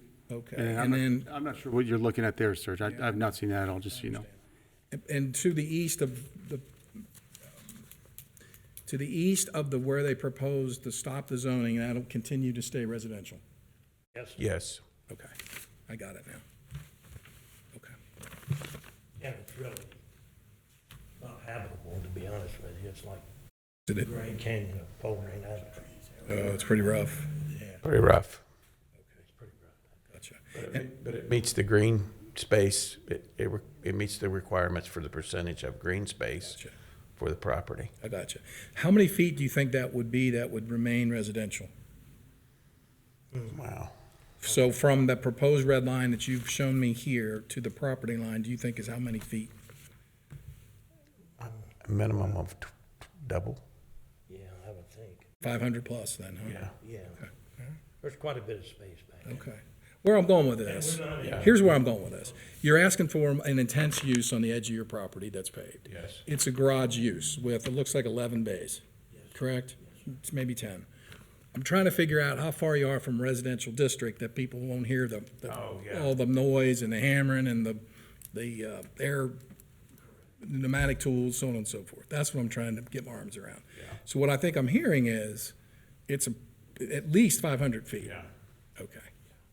Something else to consider is that, from what I understand, and this may answer your earlier question, Jeff Weiler's trying to do basically the same thing, and I don't know where he stands with the Just a piece of it, but. BZA, but there was a question or a statement about possibly extending that one road or getting access through the middle of Jeff Weiler's property, and he's trying to change that zoning just north of where we're proposing the building. That's R6. Yes, right in there. They're talking about an easement or something to provide it. You're saying like an easement that goes parallel to Colerain Avenue? Yes. Theoretically, you're close to it. That was the access road mentioned in the Imagine Colerain plan, which, Yeah, yeah, I'm on it. yeah. Then everything to the right of that, as I understood it, that everything to the right of the back of that was zoned R6. Gotcha. And he was in the process changing that to the plan development. Yeah. Okay.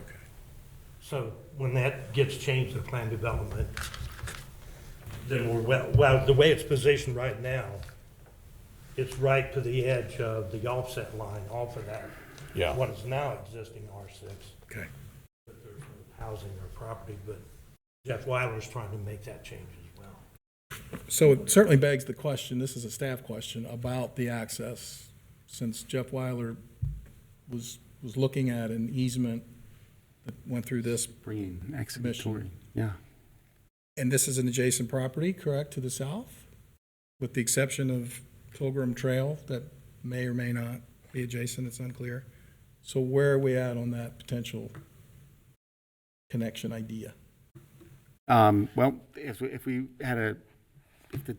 outcome of this meeting were to lead to an application to do a zoning map amendment, either B2 or PDB, whichever, same conditions, we would have to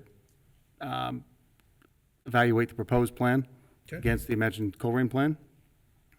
It would be the same type of recommendations. Okay. This one, and worth noting, and thank you for bringing that up, is that, again, that there, we're discussing one property tonight. There are multiple property, there's an adjacent property owned by the same property owner, who owns this current property, this forward now, so, of which has multiple violations on it, which is generally, unfortunately, usually the only time zoning gets quicker actions I done. understand. So a whole nother issue with regard. Whole nother issue, and not really appropriate to get into detail about tonight, but definitely appropriate to mention as a plant that seed of thought to move forward. Sir? The claim is, he actually owns that lower property where he has his now. He's got people working in there as service department. He wants to move those people up there, and he would then sell that property to someone else. You know, they're in negotiations over that, I guess. He's trying, he can't sell it unless he gets those people out of there and back up close where it is. Gotcha.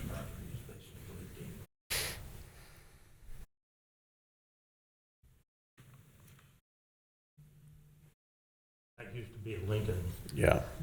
dealership.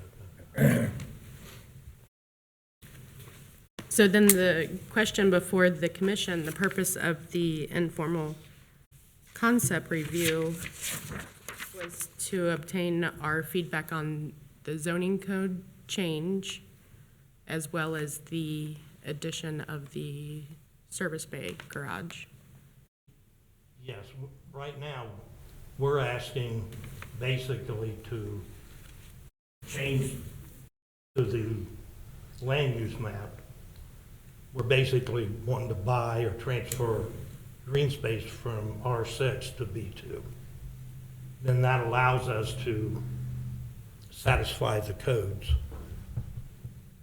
They've currently maxed out the impervious surface area for the portion of their parcel that is zone B2. So without a variance to that, which they technically should not be able to receive from the BZA anyway, for use that could be approved in a different zone. That's why they're sort of, due to the impervious surface ratio on their current parcel, in the portion that is zone B2, they have maxed out their ability to build anymore. If that makes sense, is that a good summary? Not that, yes, but we're not actually creating more Paved area. paved area. We're just a little bit shy of the percentage required right now. Or it's not, just because we're building now, we got to abide by the latest codes. Well, it's within 1 or 2%, and we're trying to get that 1 or 2% by getting that, by including that wooden space. And towards the back. We looked at redoing the front of the building and the landscape and moving it back and opening it up, and it just seemed like to come up with the right amount just seemed like the best solution. So that's what we asked when we came in for. Yeah, to include that in B2, then we can go after the, Yeah. to go ahead and build the building. And I think meet all of the required. So, just so I'm trying to clarify my own brain.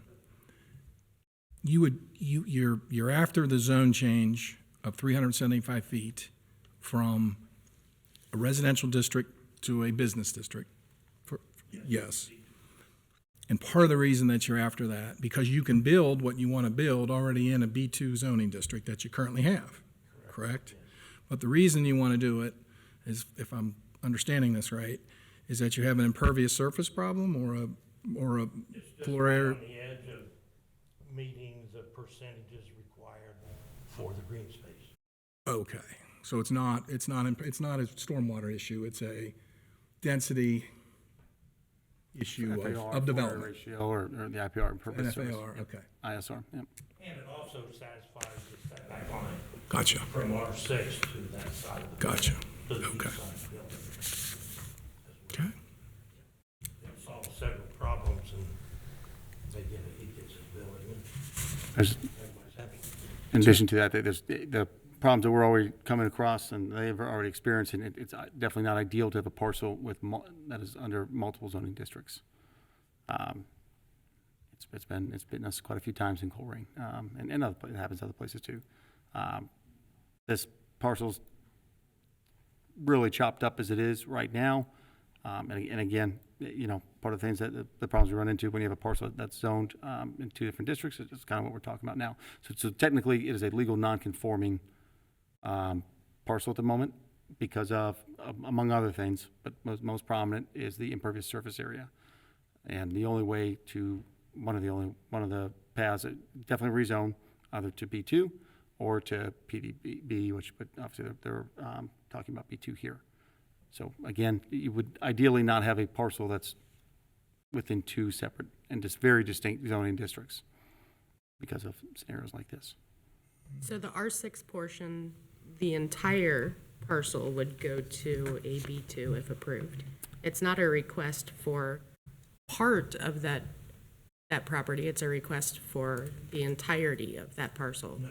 It is, No, so, we're asking so we're for still part. talking about, it's going to be two different Some codes. zoning Let's classifications. assume there's 8 acres there right now. It's zoned R6. We're just requesting the 3.5 plus or minus acres Yep. that would fall within the new land use map. Be zone B2. The rest of it would remain the same R6 and keep the separation required as you, the house are quite a distance. So my question, I guess it's hard for me to wrap my mind around, why would we not reclassify the entire parcel? Well, I don't know that I want to do that. I think having the residential That's adjacent to the I mean, they commercial said it's not is a buildable, buffer. but it's- I understand that, but I sure as heck don't want to zone it B2 to have somebody come in and make it Keep your usable. buffer zone That's exactly safe. right. That's what you're looking for. Yeah, I understand the two zoning districts on one piece of property is not the best situation, but I really think keeping, call it whatever, 4 to 5 acres of residential zoned property adjacent to existing subdivision is the right play here.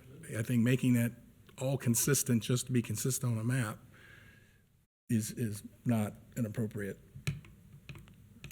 next step, my opinion. So where do we go from there? So you've got some input. Well, how far, yeah.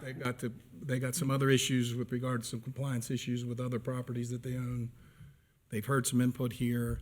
So where do you sense this is going to go So next? it's a quick, concise summary, in my opinion, it would be, look at what the Imagine Colerain plan has stated for the, on our comprehensive plan for this area, and any plan that meets the majority, if not all the criteria listed for this specific character area, it would make sense to approve something, application for some type of zone change. Now, my opinion is, I'm sure, different than the applicants and the property owners, but, you'd, in my opinion, you do a PD to make sure we control or limit, I should say, any development to the back, if you're not going to rezone at all, which I get, so sometimes it's not ideal, but it happens, and life isn't ideal.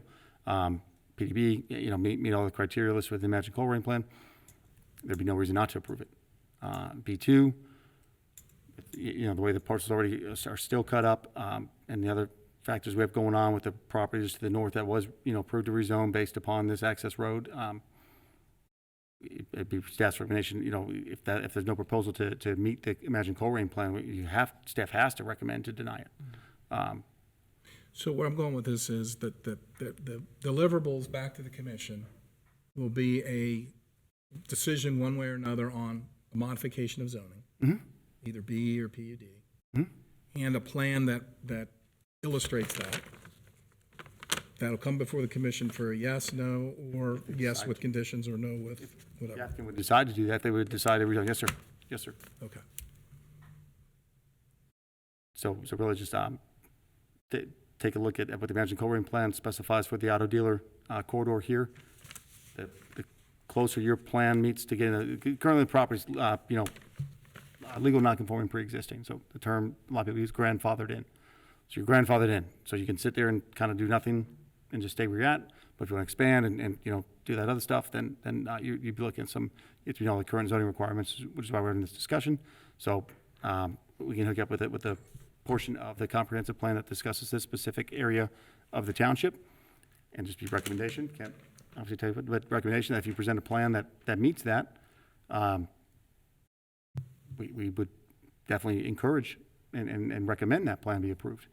If the plan isn't meeting that, or elements of it, I mean, again, my hands are, I think, at least tied to, it's my job to administer what the people of Colerain Township have said they wanted, that being the comprehensive plan. If that's done, supposed to advocate for it and work with you guys to get that plan. If it's not, then we don't recommend for that. But I guess it's a staff, it's between you and the applicant to come up with the best game plan you all think works for them as a business and you as the township. And whenever you all figure that out, bring it back to us, correct? To say yes with conditions, or yes as is, or no. Yep, and then tonight, This is the mark, the yeah. specific, what we're talking about for the informal concept review is B2, what the commission would like to see here, or is it not B2? Given some of the violations on additional properties, and then with the information presented tonight, this concept review is predicated upon the fact that selling the one adjacent parcel would free up the use that's going on there, which that's a whole different discussion. Sorry, I lost my train of thought there. Given that this informal concept review is predicated upon use that's happening off-site of the parcel we're talking about tonight, being the only way that they can offload that parcel. Where's I going with that? I apologize. You were saying about B2 versus They PDB. still have to utilize the existing building until we get something built on the Northgate Ford. Yeah, a great question. I really to start off with, because since it's brought, what is going on in that building in the south? And was it ever approved? Was zoning ever applied for? What's going on with all the violations there? Car dealership. Yeah. Okay. They're just using the service department. The Ford is on that parcel to the south here? The other one is a Lincoln dealer. It's the old Lincoln, okay. They still make Lincolns? And the good part They about do, that, okay. as soon as he gets that up there, if he sells that property, Yep. then the new owner's gonna clean all that up. Gotcha. So again, having to advocate for, big thing obviously came up a lot, that access road. And parts we didn't touch about as much in the previous case. Redesigning some suggestions for redesigning elements of how we make this the most attractive automotive corridor, hopefully in the area, but definitely on the west side of the city. So yep, but to conclude, whatever the commission thinks would be the most appropriate actions, please give them your opinion on that, and then staff's opinion would be, we would sit down based upon whatever commission, whatever advice or discussions that happen at this meeting tonight.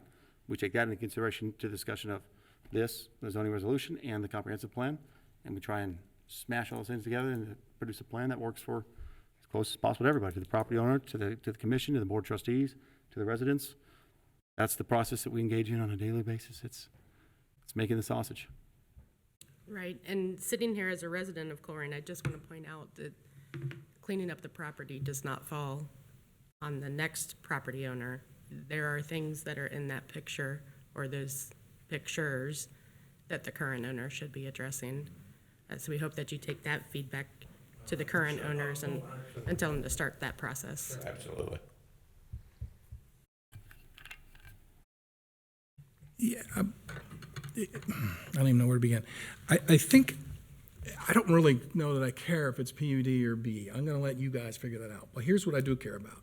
I care that the proposed service facility doesn't get any closer to residential folks that are to the east. I think that's important. So however we have to do that. In other words, they have a plan that's approximately 375 plus X. We don't know what X is, but let's say X is 400 feet. So 400 plus 375 is 775 feet. I don't know what it is. I asked the question and we were not sure. But in concept, I want to keep it as far away from the residential folks as I can. That's important. The second thing that's important to me is we made the adjacent property to the north, who's a competitor to these gentlemen, go through a very arduous process of preparing a service drive to conform with the Colerain plan. These guys should be doing the same thing. We shouldn't treat them any different than we've treated Jeff Weiler. So that's another concept. I don't care if it's PUD or B. However, the tools that you all have that work, bring us the best deal. I can't micromanage that. That's between you guys and the staff, I feel. Yes, sir. I agree. It's just if there's something specific outside of that. Those are my two hot buttons is distance for residents with a new intense use of a service facility with 10 or 11 bays, and being fair to the property owner to the north that we put through a process of a service drive that these gentlemen should be doing the same thing. And if they're not going to, then I think you tell us they're not willing to do that, and then I think we have a decision to make. We either say yes, we understand that, or we say no. Excellent. I think that's our role. The owner, we kind of discussed this, you weren't involved in that, I don't think, Joe. You were on That's all that right. day. I get left out a lot, it's all right. I tease, sorry. But I don't think he has a problem with that. I guess the question in my mind, where's it gonna go to? I mean, what's it gonna service back there in that back that's gonna go down into that trapezoidal shaped area? But you can't get from that lower property over to the right to the shopping center property. Yeah, I don't know the answer to that, but I do know that Jeff Weiler has a 20-year clock. Yeah, A lot of things happen in 20 years. yeah. And if we impose a 20-year clock on you guys, I don't know what's going to happen in 20 years. But boy, I sure would like to have the ability to do things that this commission set up in the next 20 years. I don't think he has any problem with it. Matter of fact, he said he would, discuss that. he'd be okay. Awesome. Good deal.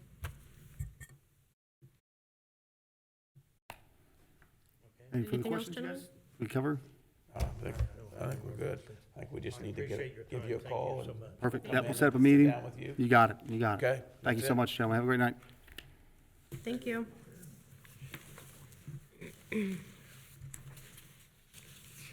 Okay, so we are to,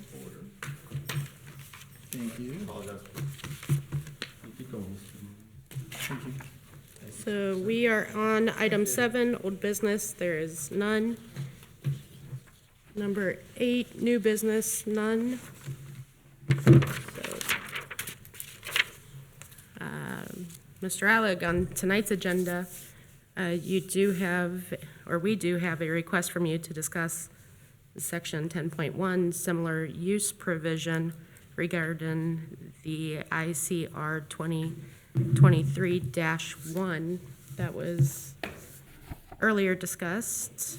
Excellent. Real quick for any members of the audience who are curious, Mr. Sherman, if I'm saying his last name correct? Sherman. These documents are up here. The next 4 documents we'll talk about, they're up here.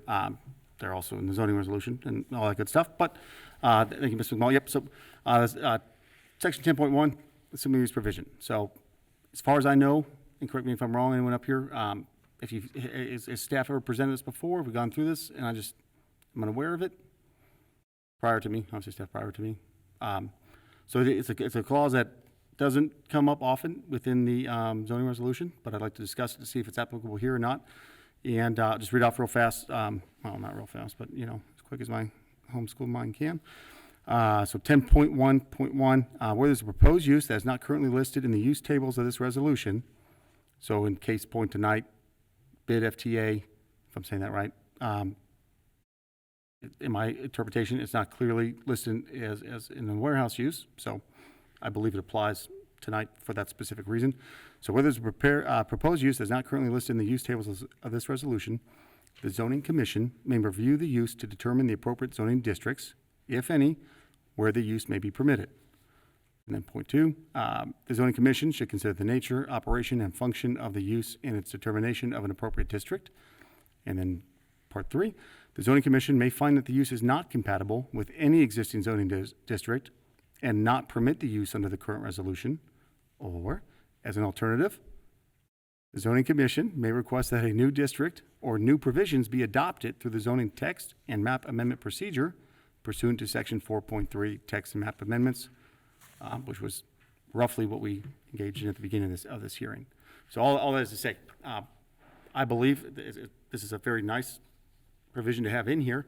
Whenever we come in across a use that, again, specific case in point tonight, the zoning resolution is not cut up to the private industry, private market, embarrassingly behind, where you have a definition of warehouse and where the current applicant on the informal concept review tonight, the part we got kind of stuck on was that you can't buy anything in the warehouse.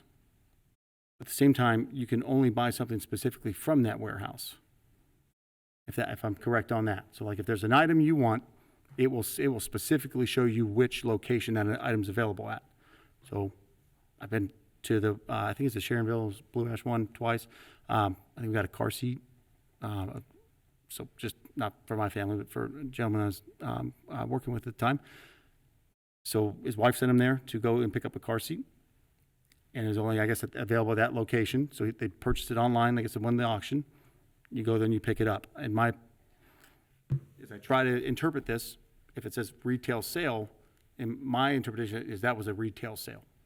But I live in a very, narrow tunnel at times. So with this is one, does the zoning commission, based on the definition of a warehouse, if you want, does this apply here? Does a similar use provision apply? Maybe it's not currently listed, or again, maybe my interpretation is off, and maybe it is captured under warehouse. Maybe it is similar and it should be approved. Maybe it should not be approved. All that fun stuff. This is what we get to talk about. Any thoughts or opinions on the matter as far as specifically in 10.3? So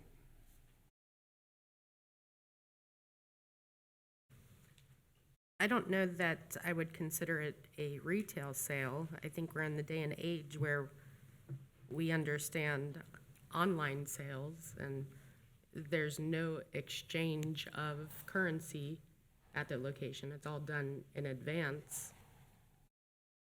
So for me, I see it more as it is the warehouse that is storing the items and then the opportunity for customer pickup. excellent, thank you.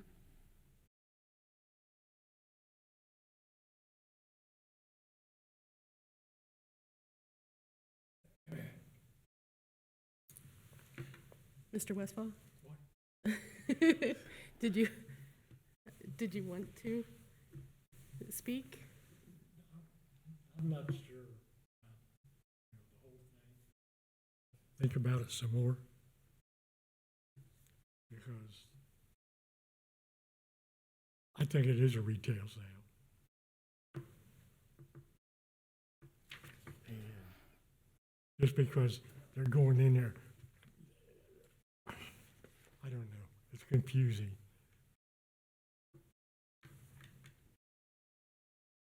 But I do think it is a retail sale. Because as far as I'm concerned, there's only two kinds, wholesale and retail. And there's nothing in between them. So if you call in there and you say, I want to come pick my whatever up, it's a retail sale. Even if they deliver it to you, it's a retail sale.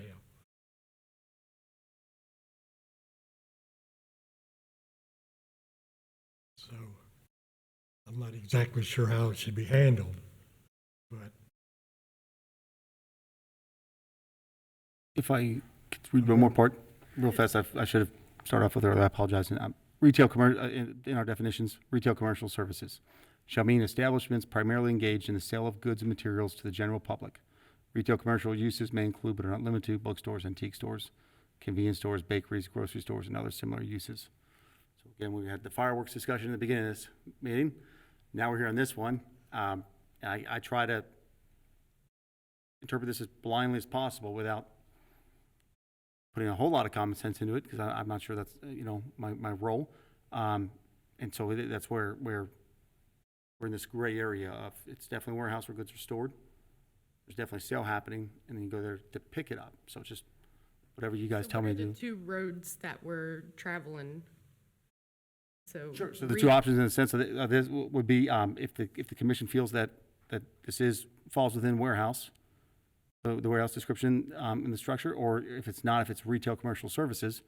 The other point to that is the property was zoned prior, it was a Kroger. I mean, retail commercial sales are generally a much more intense use than a warehouse use is, because you have all the people coming in, you have all kinds of trucks, for all the grocery stuff, in this specific instance. So it's just, if the commission believes that this is a similar use provision, that retail is captured in there, in the warehouse, given that this is, e-commerce, I guess, basically, and we don't have an e-commerce definition. I can only use the tool that, it's either retail commercial services or warehouses. Both were approved uses there. So it's not, I don't believe, contrary to any public, opinion or interest in it, but it's just one of those things where I don't believe I'm given the authority to make that determination. So let me try to clarify my own brain. So let's just go on the premise that this commission says it's retail use. Does the project happen? Does it need a BZA? I mean, what's the next step?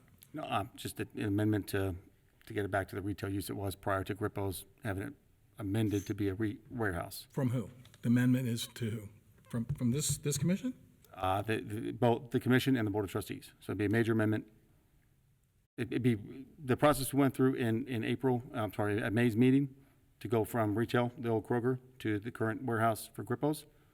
It'd be that same process. So the zoning commission, same thing, would make a recommendation for a major amendment to an PDP in this case. And then it would go from, your approval would go to the board of trustees at their following meeting. And if this commission feels that it's not retail and it's wholesale, then a deal's done.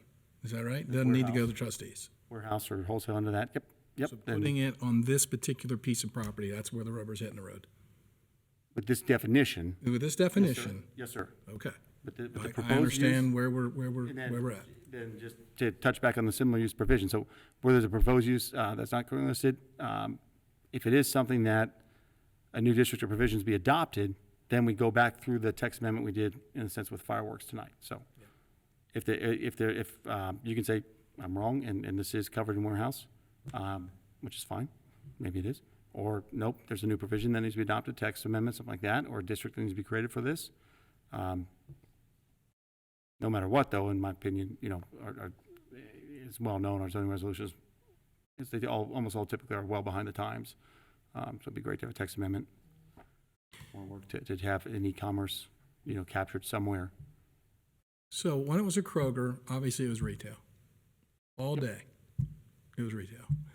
Then Grippo's came in and said, you know what, we're gonna go wholesale, so we modified it that it's only wholesale and no retail.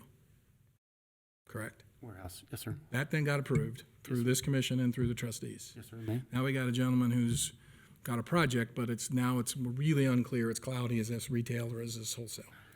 Right? That's kind of where we're at. Yes, sir. That is it. Yes, sir. Welcome to, Yeah. And in between that, we had Nolte. in between that, we've had Nolte. We've had another company come in with another proposal. Supposedly, when our code enforcement officer was there today, there are people inside turned into a gun range. So I have no idea what is there. So- I do know this, that the current property owner has had an unbelievable amount of grace given to it.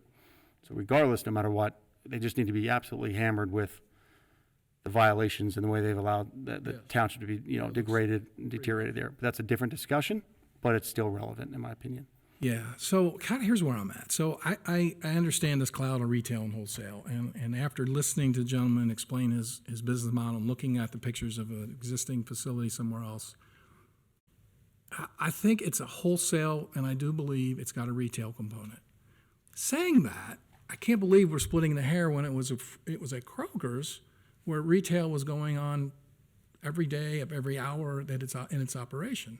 So I guess I'm kind of thinking, is it possible for this commission to say, yes, this is different, it's a bit different, but given that building, given that site, given its previous use, given the screening that's around it, given the amount of parking spaces, it's okay. It's appropriate to have a vendor or a customer come in who has bought something online, pick it up, and leave. Just as it was okay for somebody who didn't do it online and pick up a thing of sweet potatoes and leave. Same thing. In my mind, it is. The problem with what I believe is common sense versus what this says is again, trying to make sure if that was the intent, great. If it wasn't the intent, let's make sure that's the case. It's just clarity, in my opinion. Yeah. Well, I think, as business evolves, and as I told the gentleman, I don't know his business model, but certainly there's 30 locations that the company does. There's 4 in the greater Cincinnati region. So obviously it works. It's something that the consumer is after, which is fine. So I guess I'm of the opinion that I'd like to see this happen. So I'm not clear how that goes, but the property is a mess. And since I've been on the commission for less than a year, I've seen 3 uses we've approved. The Grippo's, the manufacturer, I guess 2 that we approved, and now we have a 3rd before us. Well, the manufacturer was a guy Manufacturer, across the, they it were- was, yeah, it was somebody who was across the street who wanted to do, I think, warehousing, if I remember correctly. Well, there's an application, but they never, Okay, did they? We did an informal Informal. concept review. okay. I guess the point is, Nolte. yes, it was Nolte? Nolte was in here? Yeah, Okay, sorry. that's okay, no, it's, Long year, long I year. understand. And Wait, it's a new year, but still, it's been a long, So, it's been a long year. so I guess that's where I'm at, is I do see that it is a retail component, but after listening to him and hearing and seeing what's there and knowing what the building was built as, and as I said, the site, I'm fine with it. I don't have a problem with it. I think that's acceptable. I think it's an acceptable use. How do we get there is That's a $1 million question. the question. That's my feeling as well. Again, you can order almost anything on your phone these days. So it's a weird definition to try to capture. I mean, and it's moving fast. Again, with this one, this specific property, given the absolute complete disregard of the property owner, not the applicant who's here tonight, make sure there's a clear distinction between the two. Zoning very rarely ever gets a chance to get swift action. Generally, as you probably know well, Mr. Bachman, that zoning, when the property owner wants something to make a deal happen, then you do.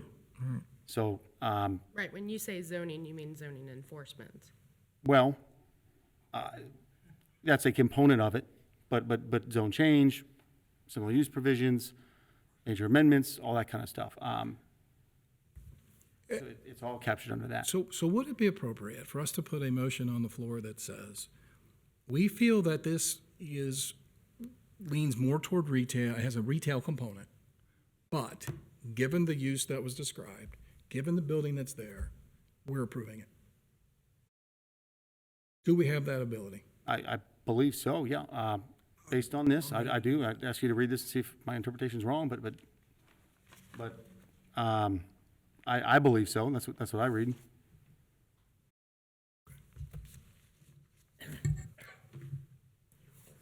Do you mind if I take a minute and just, No, I want to I highly check encourage it. our bylaws and make sure that our bylaws are, I don't know if that's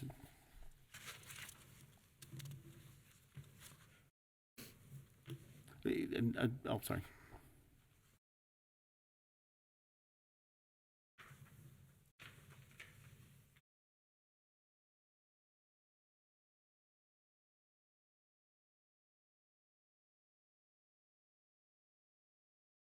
Believe so. If the chair's okay with that, you're welcome to ask me, I guess, but, the chair. please wait while I'm consulting.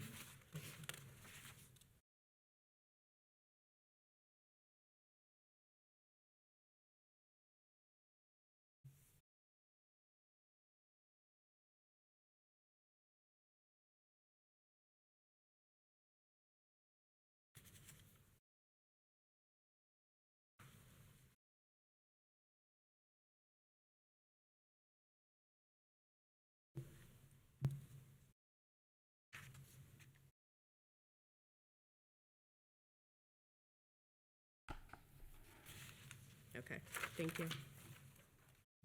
As you're walking up, can I say one fast thing? As you're walking up, is that okay? I shouldn't say, I'm sorry.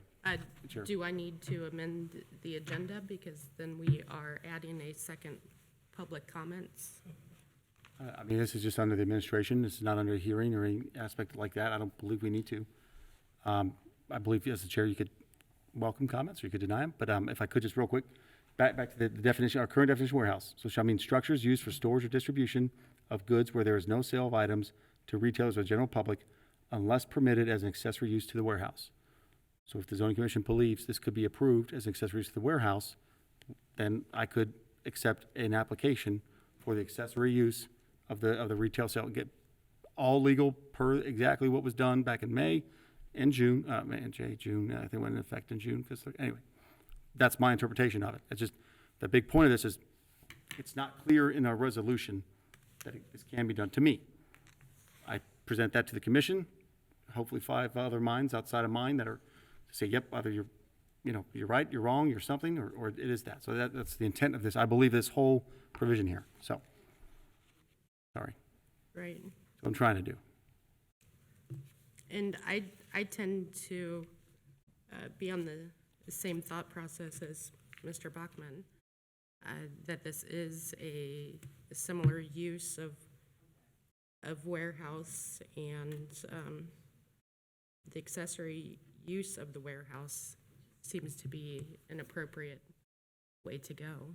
I just want to make sure that I'm not, bringing it to you guys to give me advice for that, right? If it's cloudy, not clear, I believe that's my responsibility and duty to do so.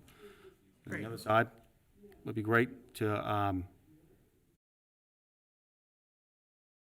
how we do this, the condition of, I'll have to revisit what was approved in April and May to get the property back up. Like there's no way I'm gonna issue a certificate for a property that looks the way it does. Currently, as we have on Article 5, I'm shutting that down legally right away. Like, they're not getting that. So just know that that's part of it. Like, you can't treat the township that way. The current property owner, not applicant. Clear distinction, but however, same aspect. Yes, it could be if the commission agrees. Excuse me. Can we, just a little, please? Thank you. So, same thing. If the commission believes that it's a similar use to what's here, and I could approve it as an accessory use to the warehouse, I will take that route and then convey to the applicant, property owner, absolutely, but you will not get a certificate until the property meets every aspect that was approved in the FDP in '89 and then reestablished again in 2022. Right, I mean, just to be clear, when Jeff Weiler first came to us Yep, you got 3 or it. 4 years ago, we had the same conversations and voted to deny because of the condition of their property. I mean, so this property would fall under those same guidelines of, if you are a good corporate citizen of Colerain and you want to have modifications, please clearly show us that you are maintaining your property and you have a good intent to keep it that way in the future. So for this, I do feel that the accessory use of the warehouse is an appropriate avenue. And then when it comes back before us, we have our checklist, and I mean, clearly we have the pictures of its current state, and we have today's pictures and what comes before us that day. And if we find cause to deny, we deny, and it'll fall back on you to bring them back to us again. Excellent. So just to be clear, we could approve it as the accessory use to the warehouse and do so through the minor amendment process. Whether it would come back before the commission is what you would like done? Would it be a preliminary? No, nope, just be the minor modification to the FTP to where we were saying that that's a unique one. The primary use was for warehouse. No, it'd just be that the permitted as accessory use to the warehouse. So our accessory use is already permitted regardless. You could look and see if that's the appropriate avenue. I was under the impression it would really just be a certificate, change of use certificate really for the accessory use in a non-residential district. That would generally say my office. I'll revisit that to see if it would require that.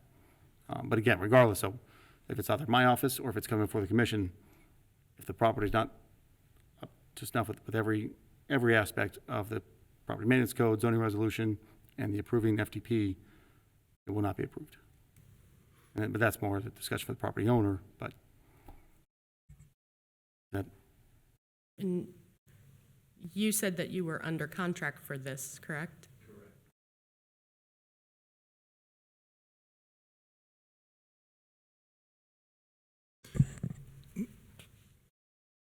Mr. Allen, just so I'm clear, if a proposal was made for the retail to be an accessory use to the warehouse, and that's approved by the commission, if we do not put a provision that it comes before us, it will not come before us. Is that correct?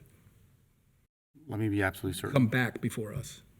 Let me be absolutely certain on that, because accessory uses are a different one in a PD. Just give me 2 seconds.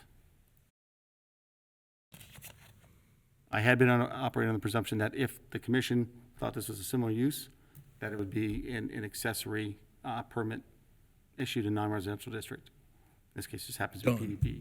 Right, not coming before us, back was my before initial- us. Pardon me? It would not come back before this Yes, sir. commission. That was my initial presumption Yep. leading up to this. But again, sometimes things are different with different eyes, with a different look. Yes. Mr. Sherman, would you please approach again?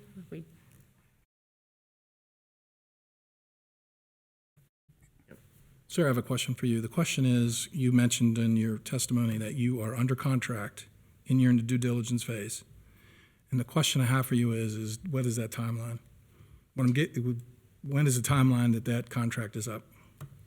So we are finalizing the purchase and sale contract now. Then we have 60 days to do our due diligence. And then 2 weeks after that to close. So I would say 90 days total from today, we should be closed. And in that due diligence process, is it your plan within the next 90 days to have more detailed renderings than what you illustrated? We can do that, absolutely. We're concentrating more on the inside because that's understand. a lot more expensive. But I yes, get we'd be it. happy to do the outside. Okay. Okay. So I know we spoke about this a month ago, which felt much longer, but just make sure you convey, and I know Will, you have an actual certified list, but no zoning certificate will be approved until the property is compliant with the zoning resolution. So the owner. Is that, you and I can talk later. Does Yep, that mean yep. we can't? Would you could always appeal a decision by our zoning resolution, just so you know, to the BZA, but just, that would be my interpretation of the code, just so you know, the zoning resolution. Because I'm just thinking of logistics. We don't want to spend a bunch of money before we close Absolutely. on the property. And you don't But want we to close may on a need- property that has a massive amount of, But we may want to try and take, well, we'll be doing work inside. Okay, that all makes sense. there's couple different paths. I don't know if you guys, see this on the screen, is the section for modifications to approve preliminary or FDP, so preliminary or final development plan, pardon me. There's basically three aspects: administrative, which is me, minor, which is the zoning commission only, and then a major, which is zoning commission first, then board of trustees, which is what we did with this specific property. So just to give you an idea, this is what the portion I'll be going through. There's nothing here that says, that I see, that I can't, the only thing that comes close is a change of use. If you're telling me tonight that warehousing, what we're talking about, falls under this, in my opinion, my interpretation, it's not a change of use. It meets this. The major amendment was approved to do this, but the aspect of that wasn't discussed during the hearing to change the major amendment, if that makes sense, back in April. So if you're telling me it's a similar use provision and we're good to go, it is this warehouse. It's basis, as I read this, it'd just be accessory certificate, accessory use, accessory structure certificate.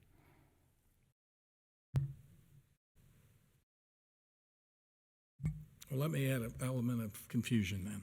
Okay. What if we were to give the gentleman his accessory use provision today, but that we want to see the plans back as a condition? And here's where I'm going with this. I understand he has a business that he needs to try to figure out this is going to work. He's got 90 days. We're just getting this today. And it is a change. The Grippos were not changing the facade. They were not modified. If they were, I don't remember a significant change. This is more of it's painted, it's new glazing. I would just like to see that in a little bit more detail. The trees were computer generated. A little bit more detail, I think, would be very appropriate given the change that's anticipated. And I do think the accessory use is a way to go. I think that cleans this up very nicely. But I would like to just look at it again. So is that something that we can do? I don't know how that would happen through that aspect. But as you were saying that, talking about changing the facade, that would, in my opinion, again, all it's predicated that what's presented tonight, what we're talking about tonight, is not what was presented and approved in April. I agree. And the aspect of that, I don't know how we would be able to, again, that's why it's in front of you. right? I haven't been able to figure out in my head how to do this. This may come close to some use provision, or it could be a minor modification. Or if the commission feels so, major, but sorry, so if you want it back before the zoning commission, at the very least, it has to be a minor modification. My opinion on that, but also tonight is my first time seeing the renderings of the building and the proposed property. So that's my first time to that too. You did not send that to us before, have you? I didn't miss, okay, just making sure. So the discussion we had was all about the use prior to today and then violations. Now presenting this and you know, the change to the alteration of the building, the exterior, also the, you know, the fact they're not painting certain sides of it, well, that was in the letter, as well. You know, And the that sign is listed in this letter. What was listed on 3, the there? buffering restored, and the pylon sign will be restored. You know, I would say, at the very least, you know, going through it, doing it as a minor modification, coming back before the zoning commission, given the fact that, again, the current FDP on file is not what we're discussing tonight. All prior to that was just the use, just the use. So I believe that would be the most appropriate way to do it, is a minor modification, come back before the zoning commission, and then grant if he's able to, the applicant the ability to apply. The cutoff date for March's meeting has passed, the submission deadline. But we could still legally, always legally, approve an application, if you tell me I can, approve an application at this time to get to the March meeting, if you like, as long as I think the minimum in the ORC is 20 days prior to the meeting is the minimum cutoff for the deadline. I think it's a 40 to 20 day window. The max is 40, the minimum is 20. So as long as, if with the zoning commission's approval, for me to modify that, the submission deadlines, if the applicant can get us a minor modification, application for minor modification for the FDP prior to the 20-day window from the ORC, we would be able to hold a hearing in March without missing a beat or having any legal, ethical, or other concerns. Again, I can't make that call, only the zoning commission could. Commissioners? Yes.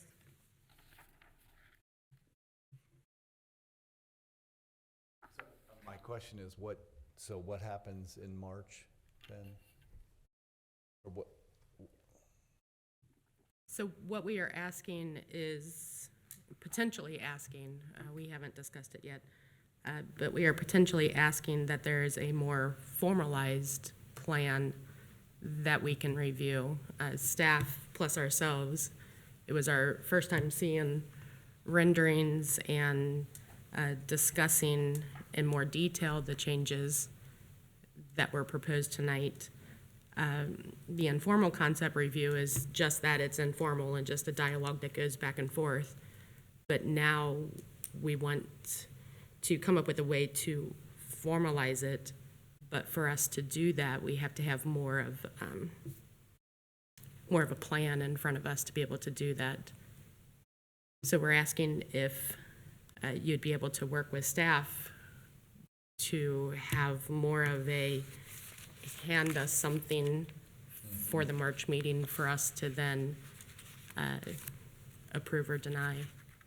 Isn't that something that a developer would typically just work with the staff on, more of a fluid process? And In some scenarios, get yes, the but in a zoning plan, certificate?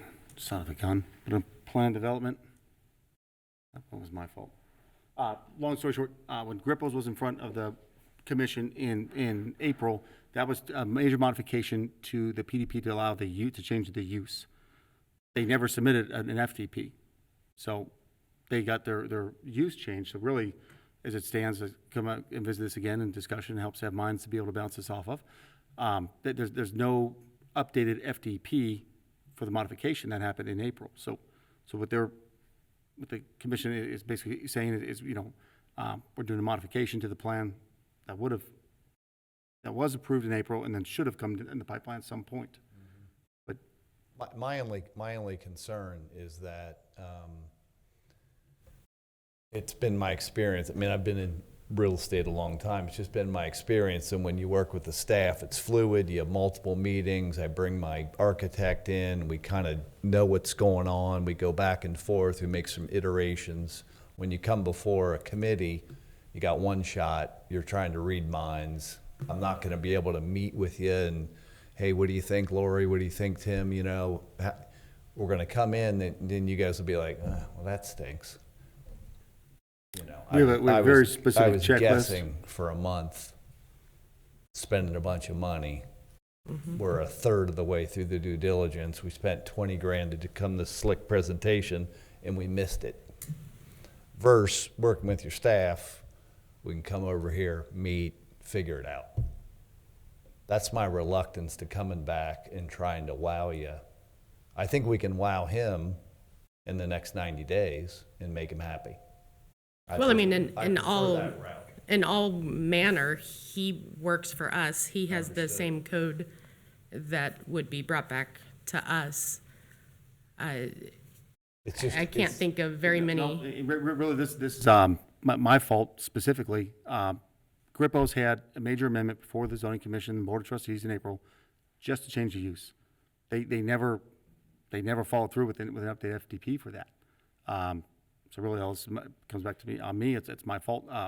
There's technically no approved FDP at the moment. I believe that we had an existing conditions survey done, and the talk was at Grip was that the property would be restored to what it was prior. I mean, obviously, absent the Kroger,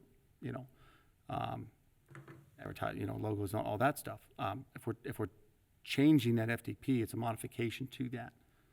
And that's it, by our zoning, that's all out of my hands. And I appreciate your man, my brain is appreciate you saying you're going to wow me, but unfortunately, that's not as far as I can tell. My interpretation of this, how this would go, it would have to come back as at least a minor modification to the board, to the zoning commission. Excuse me. Question, would a minor modification only go to this board and not the trustees? Minor would only be before the It zoning. would just be here, so there's not a whole nother process of. That's of correct. 3 The hard part's already trustees. been done by Grippo's. This is where we're talking, we have a very specific checklist, so it won't be like, anything where you have to worry about it changing necessarily, just for the FTP. You'll present those plans and the quantity as required to the zoning commission. It'll be a hearing just like tonight, but a little more formal, where this is obviously very informal, with informal concept review, and now what we're discussing now. What we talked about the whole time up to this moment was the similar use provision. Does a retail, and I think we've solved that, no problem. Now we're at the point where since Grippo's never followed through with what was approved, that plan it dies in the water. Our whole discussion was about this use is where we're at now. But now we're through that part now. So now it's we're modifying the any FTP that's on file. We don't have an FTP that matches anything you presented tonight. Could we, at the minor modification stage, also clean up once and for all on this particular property for his particular use, this issue of the retail? Could we clean that up as the use too? So we see the drawings, okay, we Yeah. appreciate that, we get a little landscape, fine, and oh, by the way, this is the business model, and us approve that business model. Retail, people are coming in the front, it's no different than Kroger, and just be done with it. That way, the next time, it's a use that's different, and they can't say, well, look at that guy. You've got cover, there's approval, and we're done. I believe so. That's where I'm at. I see why this similar use provision has not been used much in the past. So, Right, so that's actually what I was going to ask as well, because then it negates the need for the accessory use of the warehouse as well. So it just puts that, Clean it all up in a minor modification. I believe, I'm trying to track with you, I'm having a hard time. But I believe so, but Okay. I don't know what's going on. Could I ask, is the accessory use approvals off the table at this point? The quick and easy method?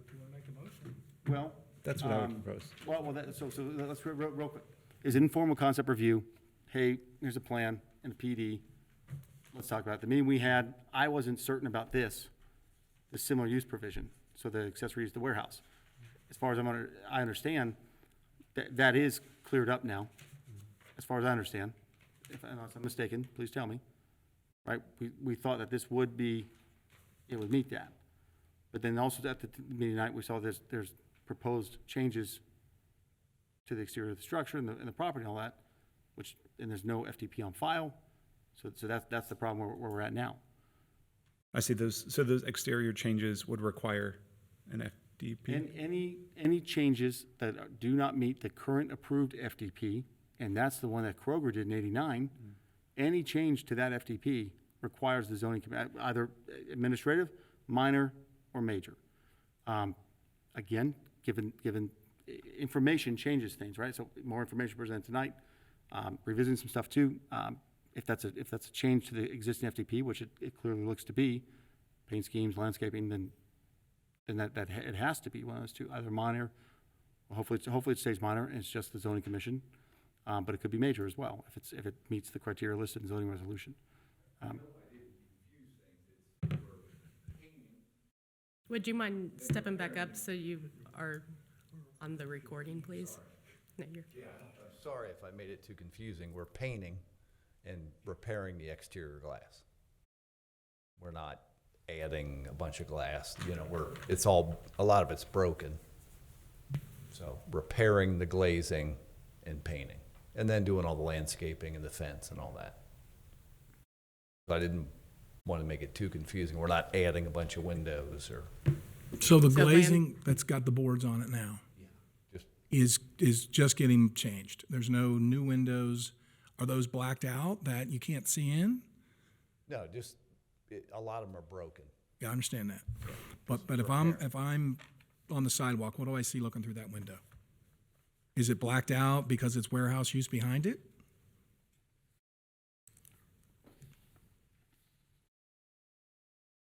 I'm just trying to picture, we're in a former Kroger in Amelia, and I'm just trying to picture those windows. I do think they're shaded or glazed. And I don't know what they were. I don't know what Kroger's had. I just don't remember. Could be. If I can, take the onus on myself, part of this was short-sighted on my behalf, because the only discussion I had with Mr. Schumann prior to this was a similar use provision. That part, I believe, we have figured out, and that's okay. The part that hadn't really come up yet was any modifications to the exterior, any modifications to the approved FDP that's on file. Grippo has never followed through with a new FDP. They only changed the major modification to the use. So Okay. the whole discussion was focused on use. I understand. Can this use be approved by what the community standards are? Now we're shifting and saying there's no FDP on file. So, if everything matched the old FDP, you'd be fine, in my opinion, unless the commission thinks differently. But any change to it, any modification, if it's triggered by one of those administrative, minor, or major, it has to follow that. It's that's what we try to do, is follow that in here. So, not try, that's what we do, not try. Right, so then the question is when it comes back before you, But the ORC 20 days. Mhm. So you would need to know fairly quickly almost the itemized list of changes that they want to make to help you determine if it's minor, major, if someone needs to approve it next, i.e. you, or i.e. us, or us and the trustees. That's So, exactly so it. that would have a very quick turnaround for us to have it on the March agenda. And right now on the March agenda, there is no agenda because you haven't received anything, or have you? I guess you're No, shaking. but, well, that's a talk we're going to get through very quickly. The big thing is as soon as we leave here, when I get home, I'll look at all this and see exactly what needs to be done to make sure I don't misstep at all. Again, I have to apologize because we were only talking about the use. Can this be approved by the use? Missed the part where the no FDP came from Grippo's, right? So if anything is triggered by that, but it's just how it has to go. There's no, just it. There would be a lift on the applicant here tonight, but the current property owner has been I mean, this property's just been you know, if you live here. So they should, I can't say, hopefully they're willing to work with the current applicant to get approval, because otherwise they're just a warehouse without an FDP. So I will get before the sun comes up tomorrow, I will have exactly what needs to be done. And then after the sun comes up and I get into the office, I will email Mr. Schuerman and say, here's the exact path. I will copy the zoning commission on that, so there's absolutely no ambiguity or you know, misunderstanding going forward. I have to apologize for that. We were focused on this use the whole time about how close that was. That's my fault. We should have been having a different discussion. But again, at the same time, this property has been a unique animal since it still holds a record, I think, for getting through the major amendment process, major modification process. And then just something that's bouncing around in my head is, you know, we have the March 21st meeting, but we do, by our bylaws, also have the ability to call a special meeting if we needed to. If we give proper notice, Right. if it's required. We have to look and say, if it's a minor amendment, it may not be required. Because what I don't want to do is punish our applicant Exactly, yep. for a cruddy property owner. If he's going to acquire the property and make some modifications to it and bring it up to snuff, That's that's our goal, is to have compliance. That's exactly it. So, it'd be great you know, to, with the other commissioners, you know, if, I just want to have an open discussion, if it came down to it, would you gentlemen be willing to have a special meeting just to keep the clock moving? Absolutely, yeah. Okay, so we do have that consensus, so you have that in your back pocket as well. that's, Someone that still wants to talk. Okay. We didn't bypass it. Okay. I think we're good. I believe so. So we will have, again, I will review every aspect about this. Make sure if it's minor, major, any information you can get to me with plans you have at the moment would be great, sir, Mr. Schuerman. I will get an email out to the commission and to Mr. Schuerman tomorrow. And based on that, as chair, you can decide if you want to do a meeting, a special meeting as called for in here. We'll see if any notice is required for the ORC. At the moment, I can't think of one because we're not doing zoning map amendment. It's all minor, as long as that's the case. No text amendment, no zoning map amendment. That's already been done. So as long as it all meets with that, we will execute that option, which is exciting to do something fun and different and great, you know, to show that we really want something great to be at this property. So, Good. So no true action on our part required. at the moment, nothing. Nope. There's a lot of So, talk, yes. figuring stuff out. Again, you know, we want to have tools to be agile. They may not be built in at the moment, and some other things that are preventing that, but thank you for your patience, everyone, in working this out, figuring out, that's the process, right? Sometimes it's, you know, easier than others, but, Yep, all right. and thank you. So next, oh, you can come forward. Okay. For Mr. Westfall's sake, may I request, Mrs. Westfall?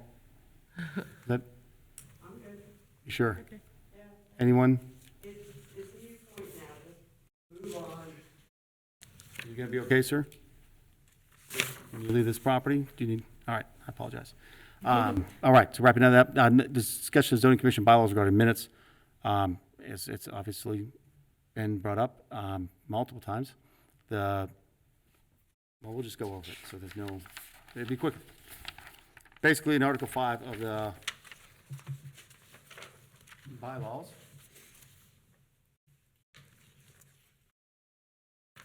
Yep.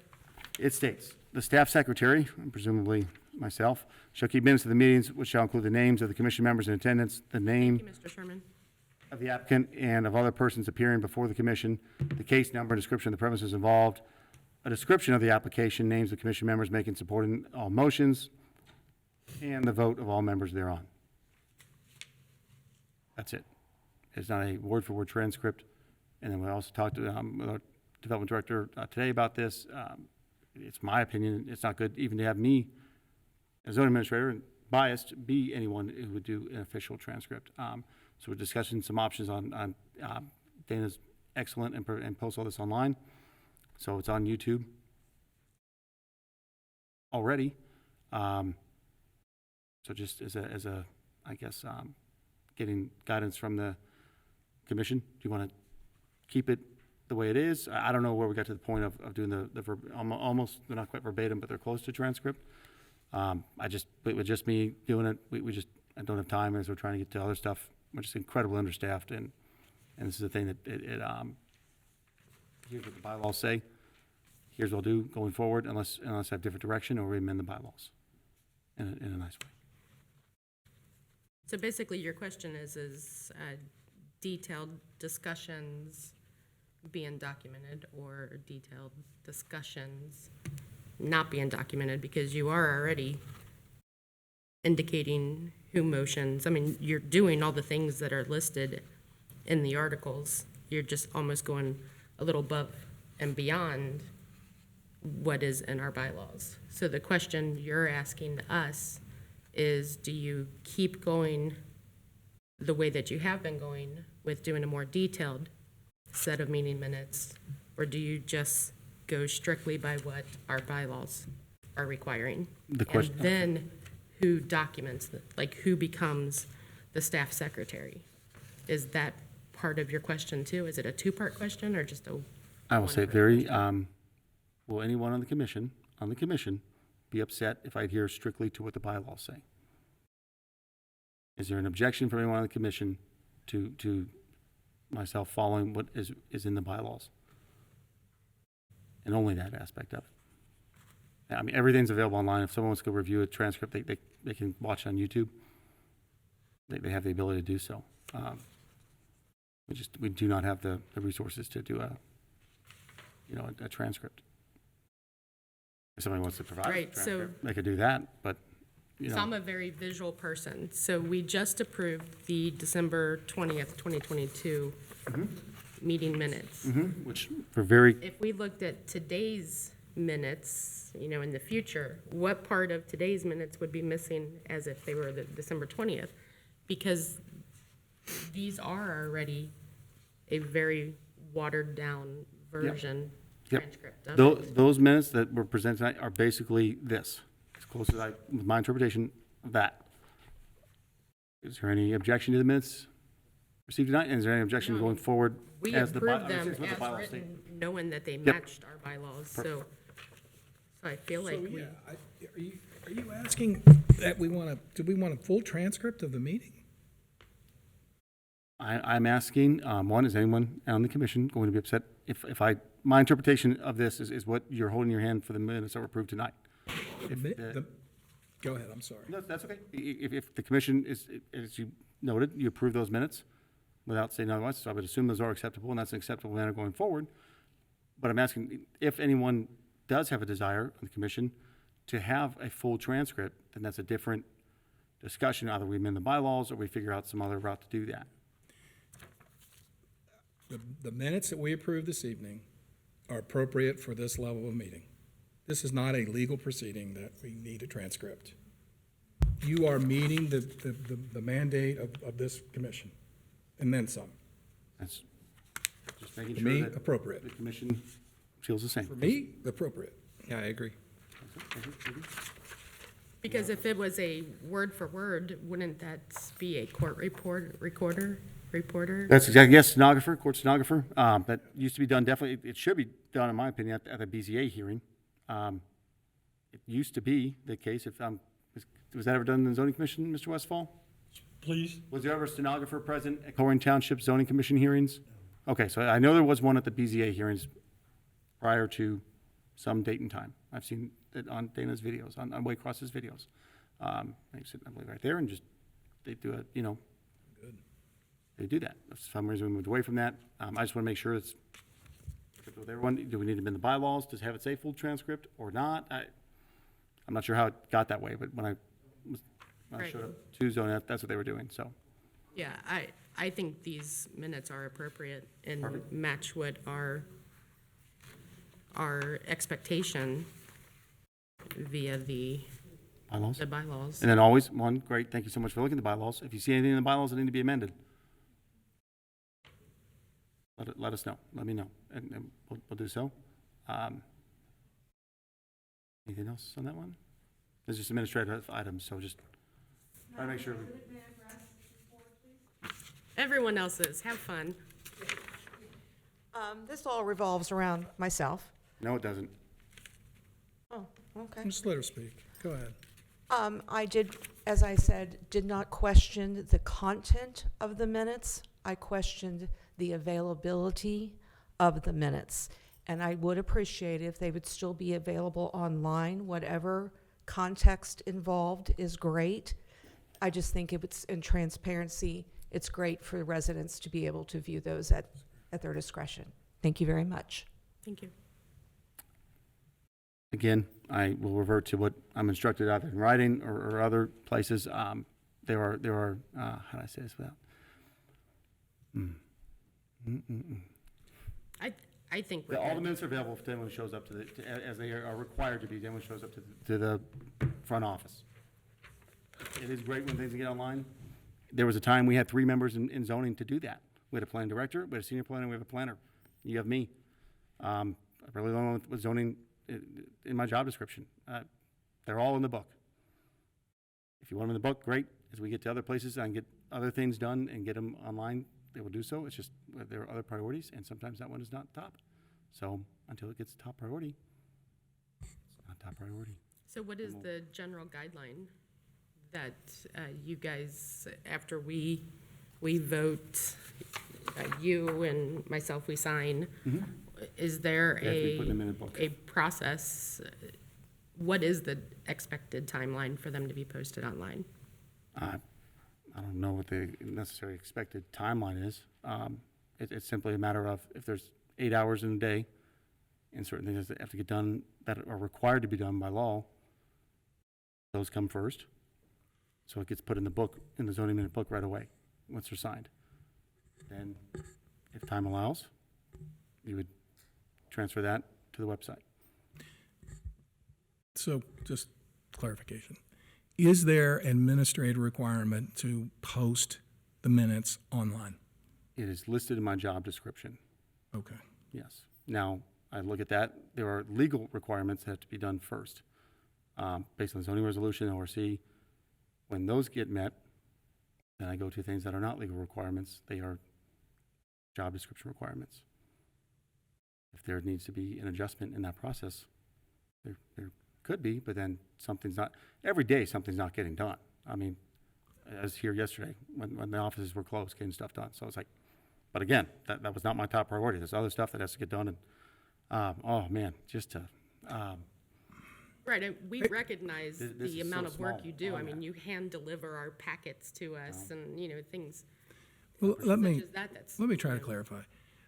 We approve the minutes, and then you put them in a booklet, and you get to them online when you can get them to them online. sorry, what was the last one? We approve the minutes Yes, sir. from a meeting. Yes, sir. You put them in a book officially, Yes, sir. and when you have time, they get online.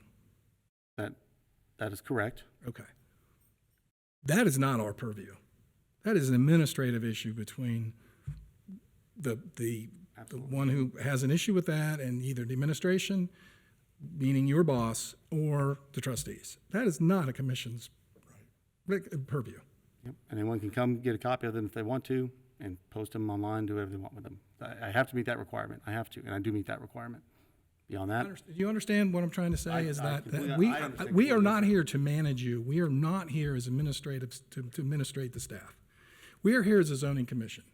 We approve or disapprove the minutes with modification. We have done that. Our job is complete, my opinion. yes, sir. I agree 100%. False. All right. Thank you. So just, again, that was clarification just for time. Another thing I'm not getting into, just, hey, can I streamline this, maybe get to other things. Discussion of the proposed amendments to section 10.3 and Article 5. Those are copies available up here for anyone in attendance who wants them. I gave those to the commission tonight just so I could give them to you during a public meeting, so they're out there.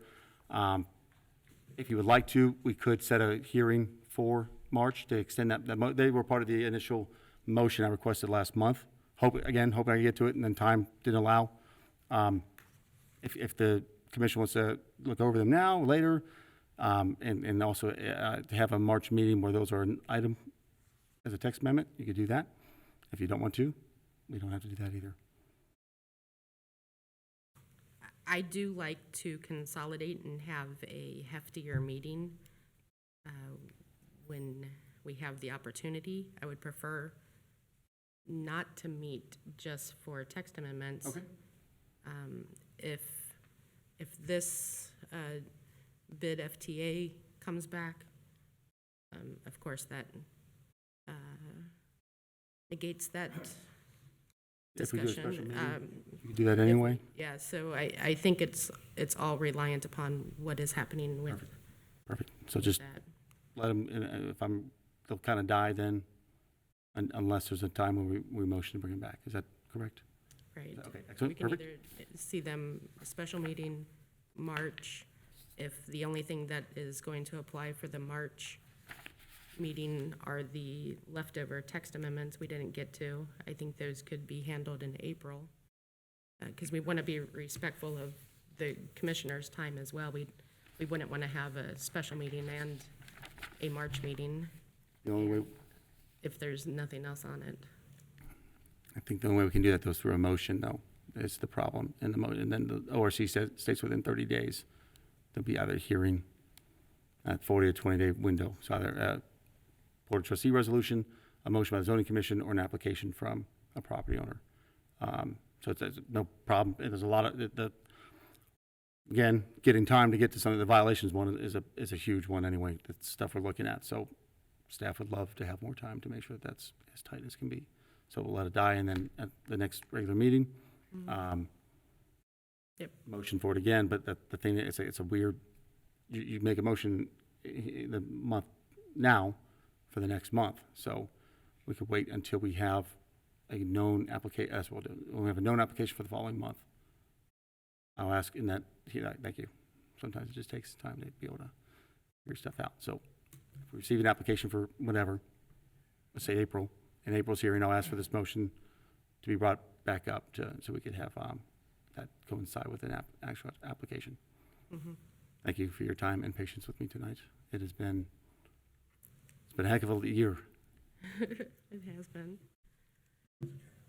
All right, so that covers topic number 11. We're not going to beat that horse dead anymore. So commissioner, staff, applicants, and all in attendance. Now I get to read my lovely script. Thank you for being here tonight and for all the feedback and that the residents have given tonight. It's appreciated. So we wish everyone a great night. So all in favor of adjournment, please say aye. Aye. Aye. Did you say aye? I thought we had somebody had to make a motion. No, we're, No, we do not. If adjournment, this was, yep. okay. got an aye. Any opposed? Got an aye. Meeting adjourned. Thank you. Have a good night. Thank you.